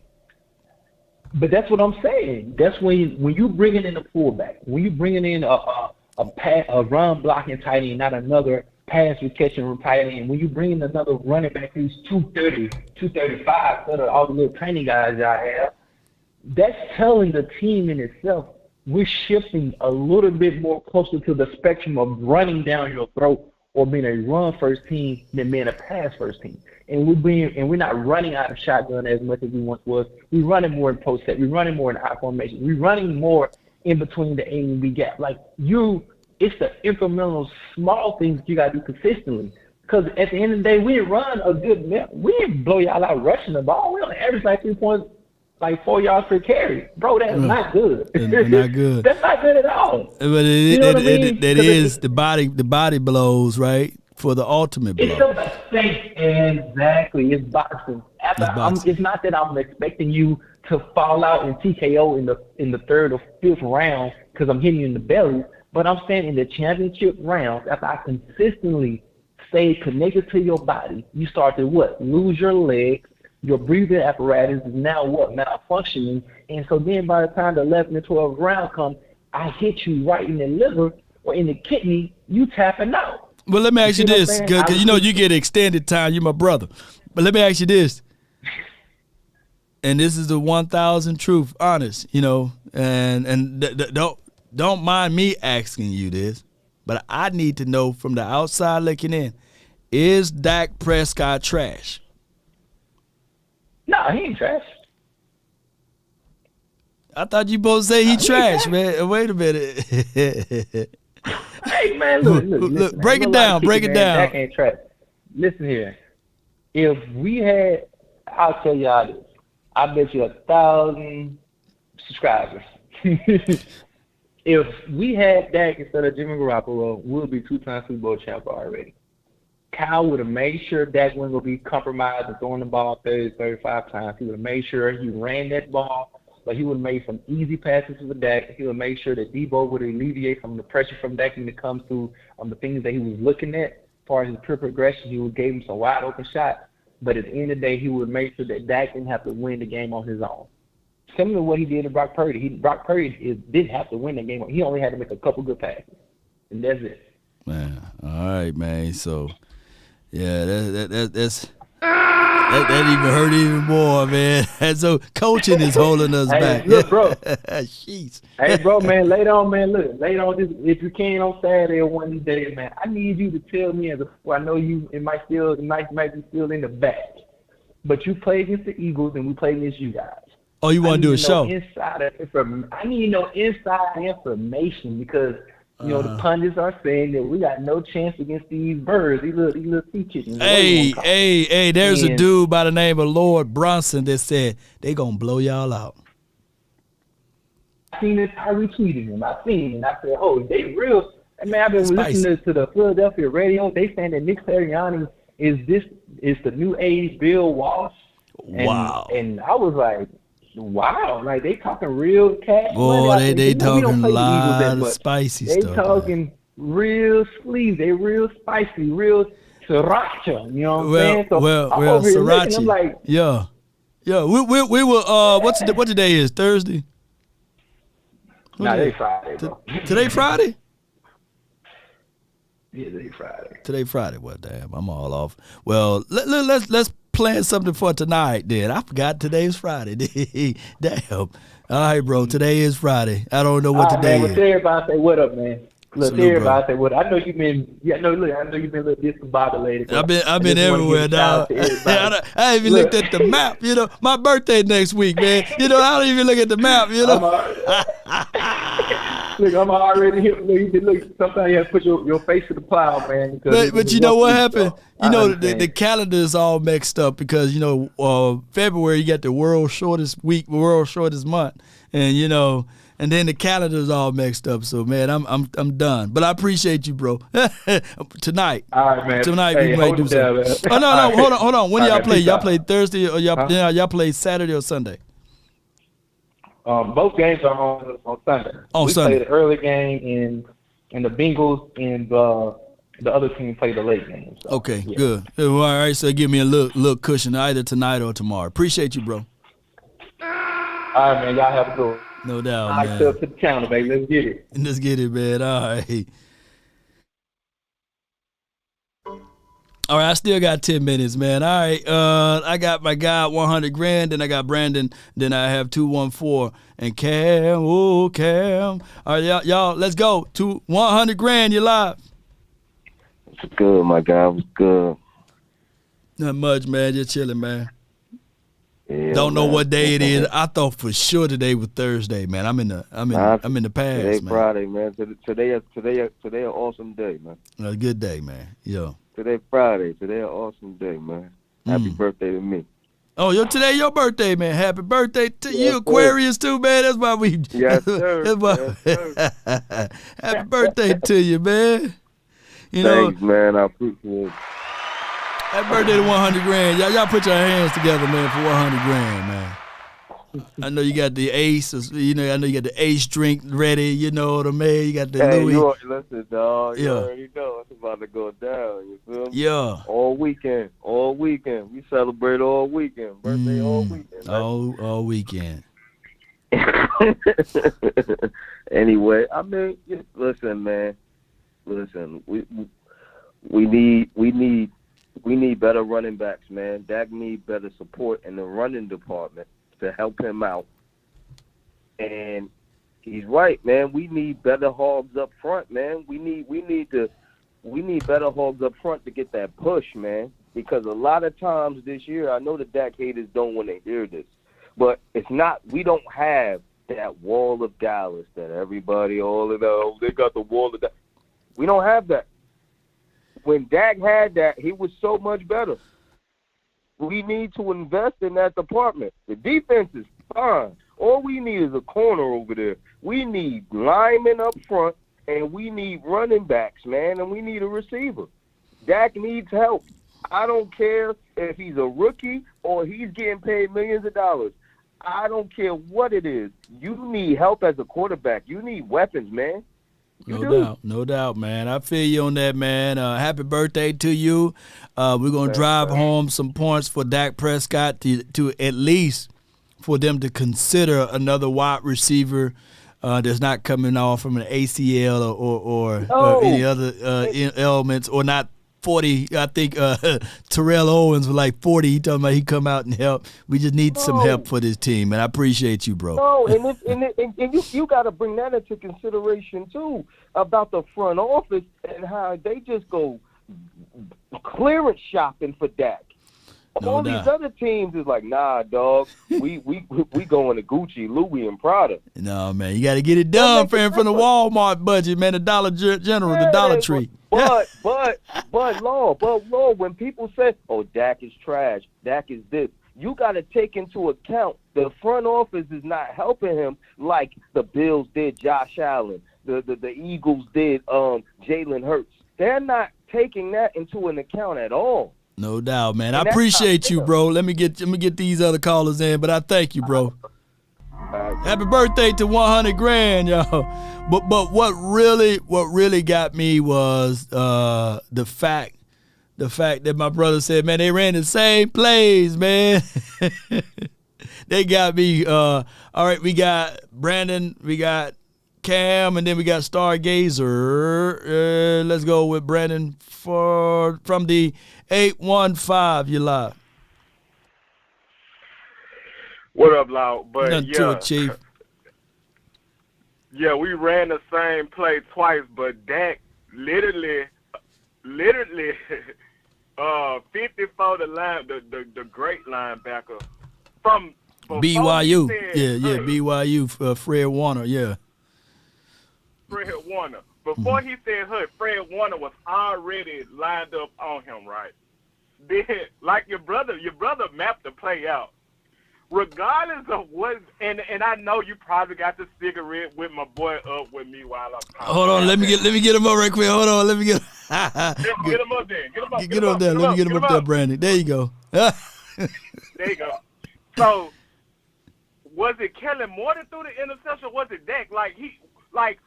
Before he threw the ball, it was literally two people hugging CD before he threw the ball. Right. I know the excuse making me, y'all turning it out. Ooh.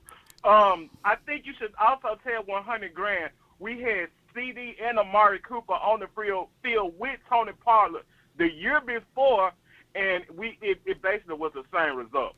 I guess I want to end with this. We got a lot of players that we need to sign.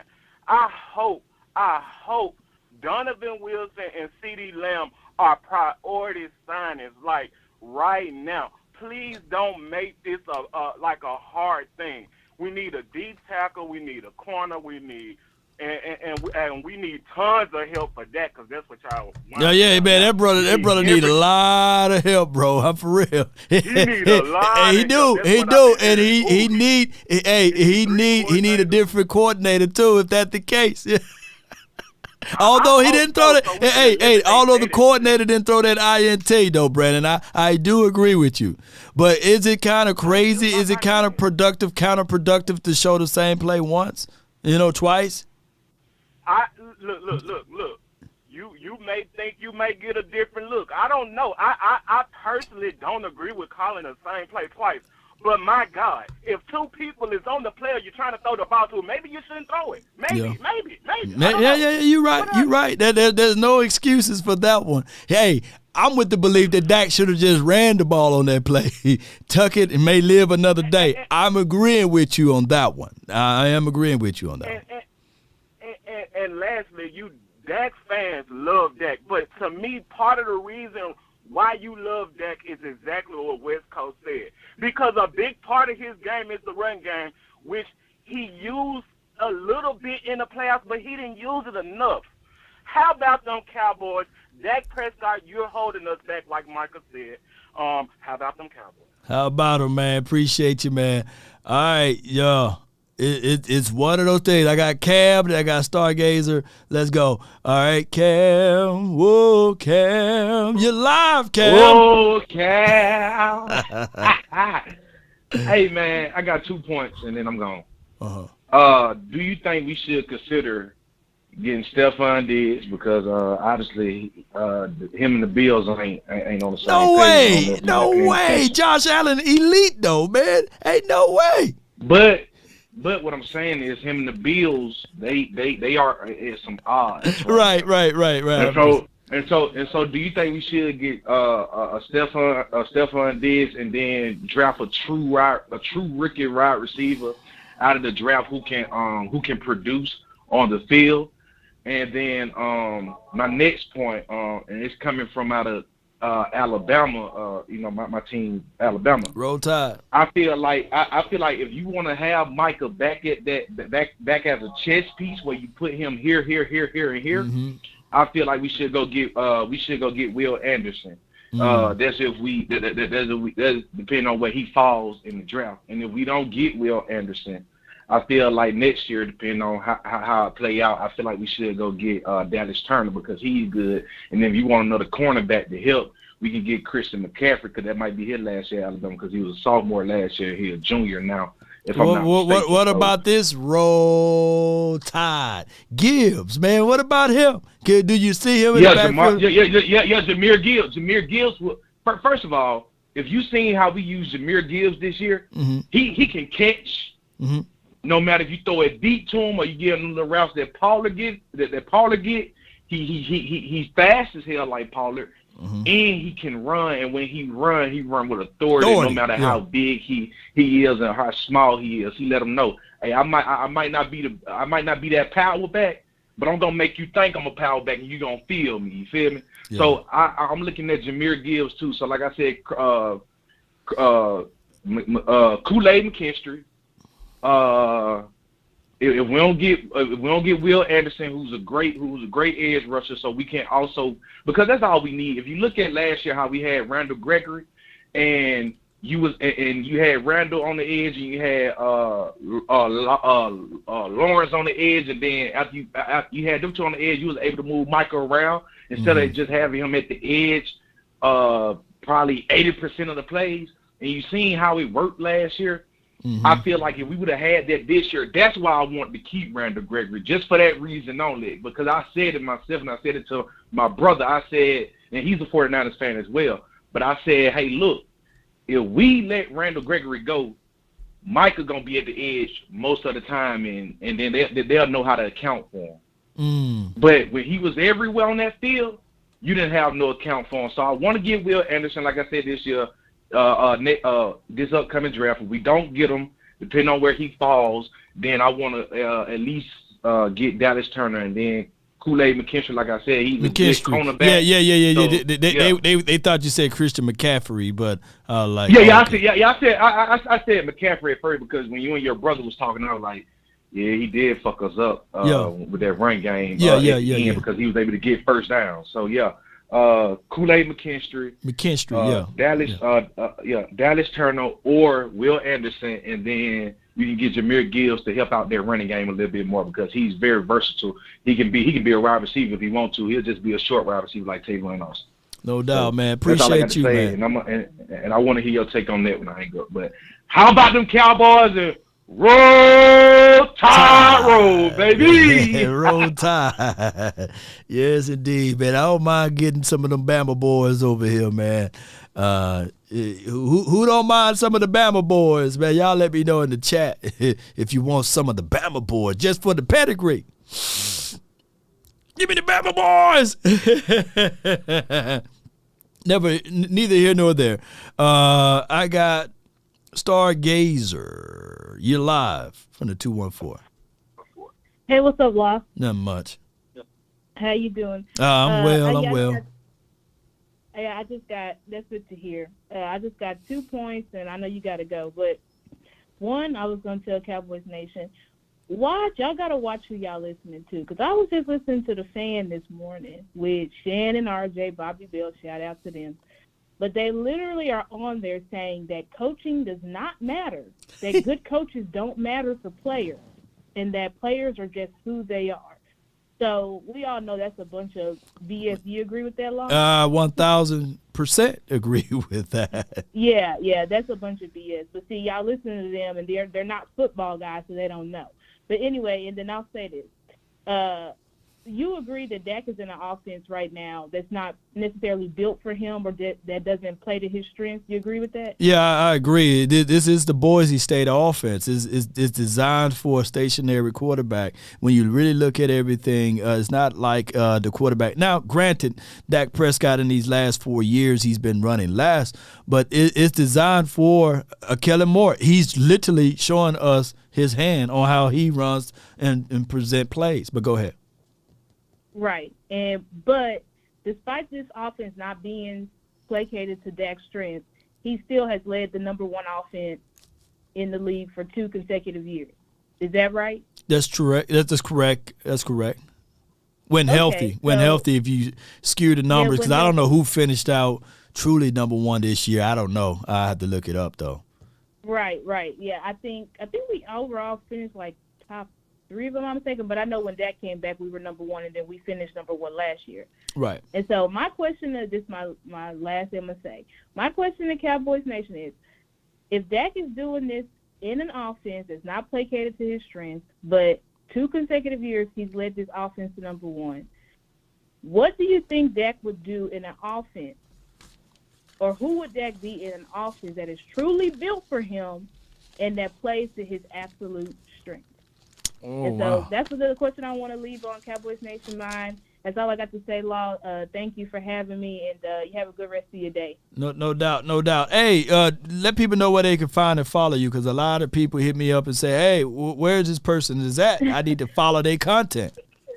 Yeah, you guys can follow me on Twitter at The Star Gazer. Instead of an E for Gazer, it's a 3 and then 2 R's at the end. That's where I am right now. I'm trying to work on starting up my YouTube, but I'm on Twitter. So follow me at The Stargazer. I'll put it in the chat for you. No, most certainly. I appreciate you. Thank you for contributing today. Stargazer. Thank you, Law. Appreciate you. All right. So with that being said, I got 2 more callers. We got the minister for the 918. You're live, Chief. They try to be slick, but they're a penny short. Hello. Hey, what's up, Law? Hey, what's going on, minister? He said there's a penny short. On, yes, indeed. Man, praise the Lord. Praise the Lord, man. Man, only thing I say, man, is about this whole thing, man, is that there used to be an old saying goes that we used to. Sometimes people can think that people can be. They try to be nickel dime slick, but the penny short. Okay. See, if we don't maximize the players that we have, and maximize the talent, and put players in there instead of you going out doing all this fishing, trying to throw all these rods in the water. Sometimes you can just go to one spot and throw that rod in, get you all kind of fish. Keep doing all that stuff. You're breaking up, Pastor. You're breaking up. I mean, you see what I'm saying? Yeah. So I just think that they don't maximize the talent that they have, that we already have. And I think if they can maximize the talent, and coaching does matter. It does. I mean, you can look at Oklahoma Sooners when Bob Stoops came. We had the other guy. Bob Stoops just changed one player. All he got was a quarterback. Right. He got the quarterback. We went and won a national championship, but I can't think of that guy's name off the top of my head. But he got the talent, but he couldn't win a championship. No doubt. I just think the Cowboys need to just. Sometimes it ain't the coaching and stuff, man. You know what I'm saying? Law. Sometimes there's other people putting their mouth in it and won't let the coach do what he do. Because how you going to know what a coach can do if you don't let the man do it? If you telling him, if you trying to direct the traffic, but he's out there in the street. No doubt. I appreciate you, Minister. That was a good call, man, from you, man, and that's great points. I thank you so much to the moon and back. I appreciate you. Thank you. Hey, man, love you, man. Appreciate you. Let's go, Cowboys. Let's go. That's the minister, man. Coaching do matter. If anybody say otherwise, they either never played any sport or they never participated in any sport, or they don't understand the gravity of it. I even go from a movie base, Coach Carter, real brilliant movie, man, based off of a true story, by the way. And I think that was a situation where Samuel L. Jackson played in that movie. Remarkable job. What changed? The same exact team, but when they got that particular coach, he was able to elevate that team to win championships there. And I know that's from a high school base, but you guys got to understand there's plenty of examples you can tune into.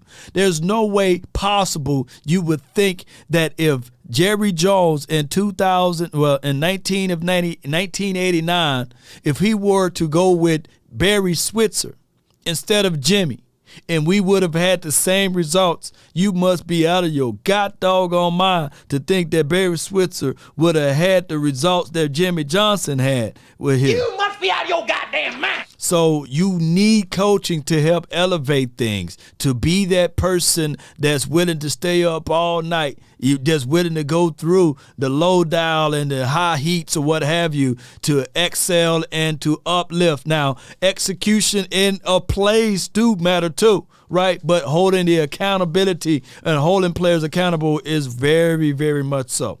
Now every now and then you do get like phenomenal players that can elevate everybody, like LeBron James when he was with the Cleveland, when he left and came back or what have you, he was able to help that coach win a championship. When he went down there to Miami, he was the elixir for that team to win a championship. Yes, every now and then you still can get guys to help elevate teams, but you still need surrounding parties, and you still need coaching, though.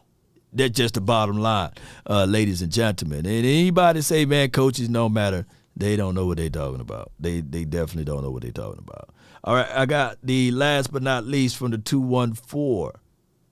You're live. What's up, Law? Man, that's love right there. You hear me? I appreciate you. Been you. rocking for a minute, Law. You can hear me? Yes, indeed, fam. We rocking. Look, Law, we're going to do it like this. Like I think OG was just saying, it's either we going to get better players or we need to get another coach. Because let's go ahead and be real, Law. Yeah. We wasn't supposed to be in no second round, man. Come on now. None of our players on offense can start on any team that's going to the Super Bowl right now. On offense? Okay. Like CD on Lamb? offense. Starting? Yeah, he started. CD and Tony Pollard. Who else started? Zach Martin. I know he's starting somewhere. Tyler Smith, you're going to have to slide Zach him in Martin, the starting spot. I lied starting somewhere, but I still play. But I get with what you're saying, though. I feel your philosophy on what you're saying. So we're going to have to get somebody. We're going to have to get some studs around that. You get what I'm saying? Because we see Boy Wonder ain't going nowhere. I mean, he's office furniture, man. So we're gonna have to work with what we got. You know what I'm saying? Right. So we gonna have to get some more studs. Like, 'cause we got a good team, bro. But we need some people that's gonna, when you give them 5-6 yards, first of all, they already open, and then second, they can go 90. You get what I'm saying, Lo? Mm-hmm. Yeah. Other than that, if we keep improving on our defense like we doing, we should be okay. We got a good defense. You get what I'm saying? I like what Homeboy said about Randy Gregory. It would have been a change if we would have had Randy Gregory this year. I knew we was missing somebody, and that's who it was. You get what I'm saying? Because it seemed like Michael Parsons was doing too much. You get what I'm saying? Well, what they did was they utilized Parsons primarily at the edge, and he wasn't that versatile guy anymore that you could put in at linebacker and then forget about him, But what happened here is that they primarily played him more of a defensive edge guy, and he was a part-time linebacker. Whereas his first year, he was a part-time edge rusher, full-time linebacker. So we'll see how his third year. Normally players blossom in their third year. We just got 2 good years out of Parsons so far, so I can only imagine what year 3 going to look like.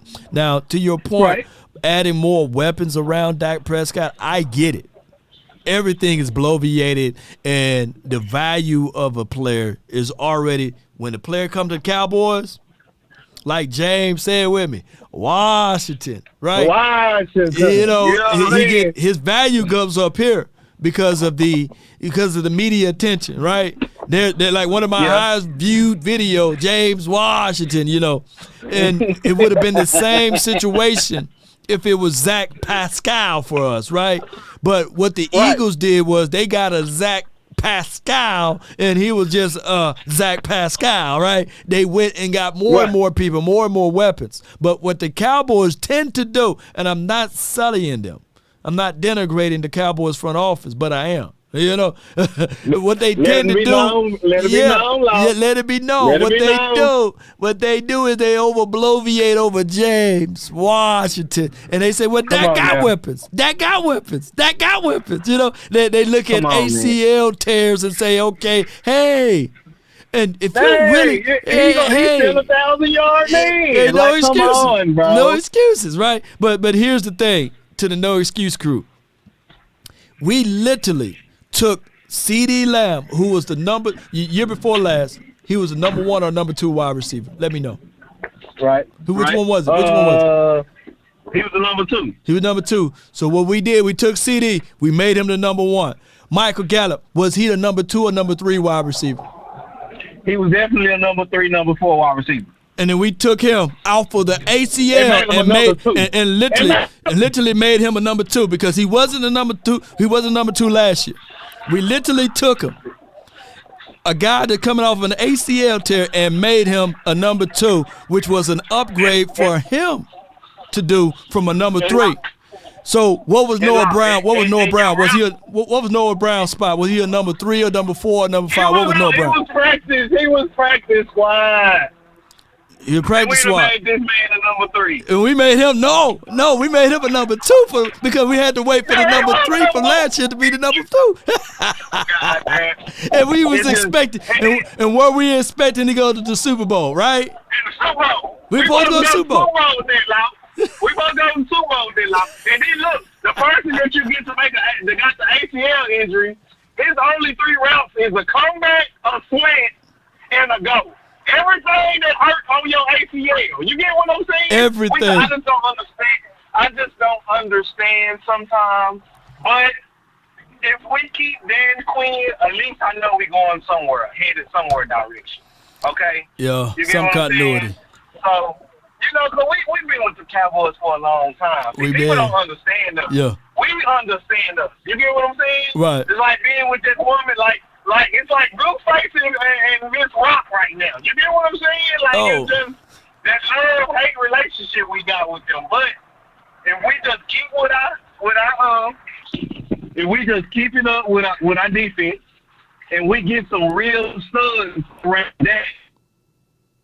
Damn, bro. I lost you, fam, but I feel you, man. I thank you for calling in, bro. Let me hear you say it before I get you out of here. Go Cowboys, man. We've been going for some time. Around to $1 million. You hear me? Let's do it now. Let's go, man. No doubt, man. That's Westmoreland, man. That's my guy, man. Appreciate you, man. Y'all know how this thing goes, man. I appreciate y'all. I love y'all to the moon and back. I appreciate y'all so much. But when the reality meets the expectations again, I'm going to say this until I'm Cowboys blue in the face. I think the world of Kellen Moore, right? He's awesome. He's brilliant. He's still learning and trying to pick up the systems, man. This next season will be his 4th year. Well, it'll be his 5th year. Will be his 5th year calling plays, right? Will it be his 4th or 5th? Yes, 5th year ever calling plays. It'll be his 5th year. He's going into his 5th year calling plays. Dak will be going into his 8th season, right? Or this is 7th. Y'all help me out with my numbers. I'm off on them. I think it will be Dak's 7th or 8th season. 5th year, 8th season for Dak Prescott. 8th year for Dak. 8 years of Dak. And we only got 2 playoff wins for it, right? For y'all who keep up with the stat numbers and lines and all of that, 2 playoff wins. So that's a terrible number right there, right? You know, for those who want to say, man, Law, I'm holding you accountable, Law. You're the reason why we are where we at. You know, it's your fault, Law. When it's not. Everyone have a reason, but results are what matter. He's 2-3 in the playoff. Appreciate you, man. Thank you. 2-3 Dak. So, or 2-4 Dak. Yeah. Which one is it, Trey? Is it 2-4? Yeah, he's 2-4, 8 years. Romo 2.0. All right. So any saving graces with that. Romo was here for 14 years, and we had that record 2-4. So will Dak Prescott be here for 14 years? Who knows? One can argue that this will be his last season. Right? And we're going to keep Kellen Moore. I truly believe that the Jones administration, they don't like Kellen Moore. They're in love with him. That's a part of their legacy. There's still a staple piece for them to say, hey, we were not wrong with our original son, Jason Garrett. So it is what it is. They're going to keep him. They're going to hold and to cherish and love him for the rest of his career. I think that's going to happen, unfortunately. They already got the writings on the wall. They said, Mike McCarthy, we get rid of your secretary, your assistant. We get rid of Joe Philbin. We put thorns and sharp objects into the nest. It's time for you to move on up out of here. One way to get rid of someone is to entrap them, make them have the idea to get rid of themselves, and have them to say, hey, I walk away from this so that you can uplift your son. They call it cronyism. They call it nepotism. They call it the Cowboys way. They run this thing like a mom and pop show. They got people that's probably working there for 40 years. Well, for 34 years. Well, how long it will be for us to look for changes. In the words of Tupac, I see no changes. It's just what it is. Nepotism and cronyism like a mug. There's no shortcuts to success. There's only small growth when it's comfortability. You got to have some rough and rugged edges. It's not easy. It's not easy to be successful. But in the eyes of this administration, maybe they think so.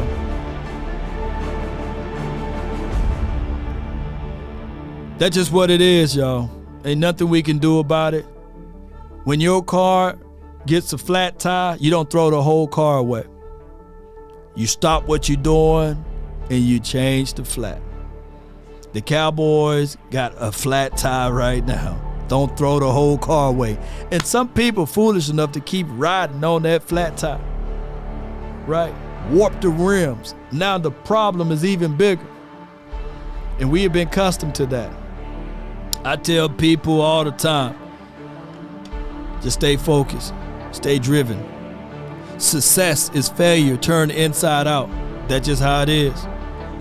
That's been my time, ladies and gentlemen. I really thank you all for yours. And remember, you're listening to nothing but the best. Change that flat tire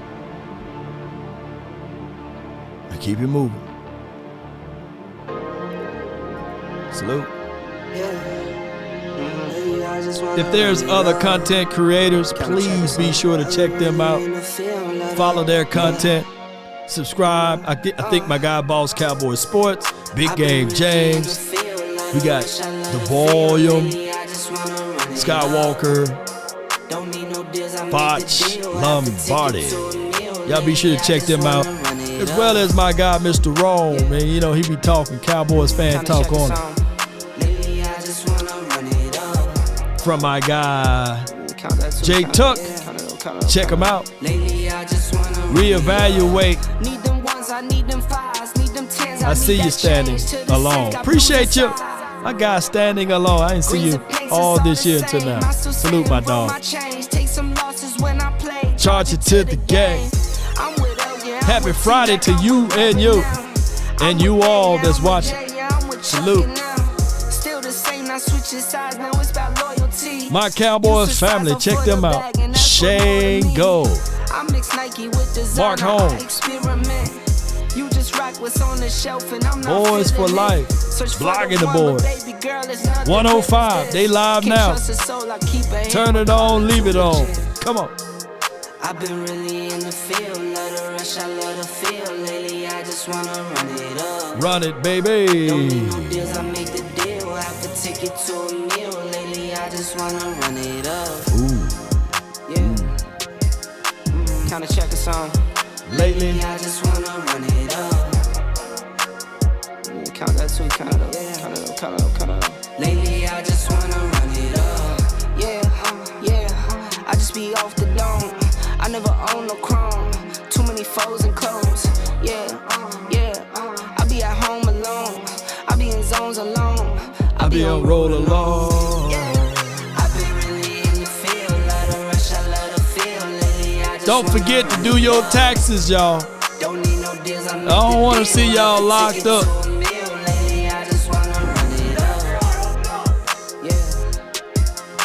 Kinda check the song.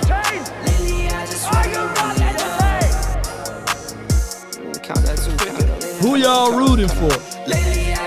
The Niners or the Eagles? Lately, I just wanna run it up. Lately, I just wanna run it up. Come on. French, I see you, fam. Let's go.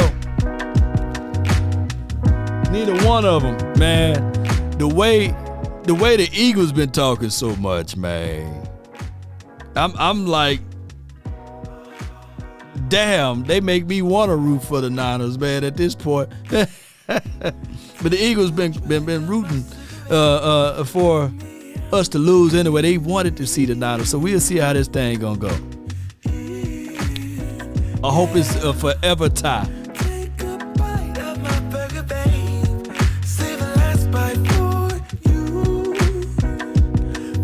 Hey, bro, come on now, dog. Come on, man. Y'all already know AFC law. Yes, indeed. Y'all see you, D'Angelo. Yes, AFC law all the way. I'm definitely AFC law today. And all these next 2 weeks. Player 2, I follow. Wherever you go, whatever you do. Player 2. AFC. I am awake. Are you?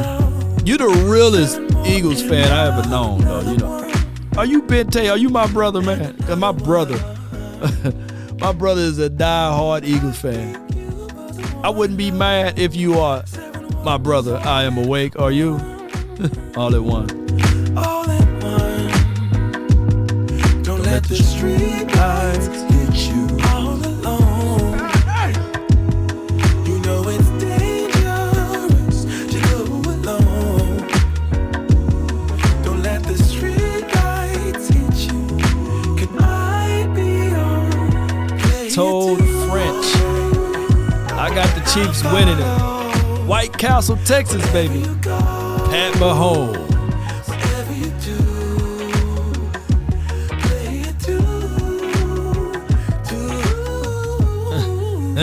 You ain't lying, VCR for life. Man, you don't have to do me like that. I'm away. So far. If a baby queen can fly, then forever doesn't feel that far. So far. If a baby queen can fly. Fly on. I got nothing but y'all know I got nothing but love for y'all. baby. Got nothing but love for you, baby. I got nothing but love for you, baby. Got nothing but love for you, baby. Yeah, and remember, you're listening to nothing but the best. The saddest love song ever. You have to be your biggest fan. White House, Texas, my bad. Did I say White Castle? We up out. Salute. But there's something inside of you that says, I just have to follow that. Because you don't know who you're going to be. Oh, Greg Berry, that would be nice. Andy Reid beats the Eagles in the Super Bowl. Oh my gosh, man. And I can play Monty. I'll play Monty on repeat if that happened, Greg Berry, for a whole hour. I'll tag all of them. Lord Bronson, all of them, man. I'll play that Monty clip all night long. Salute.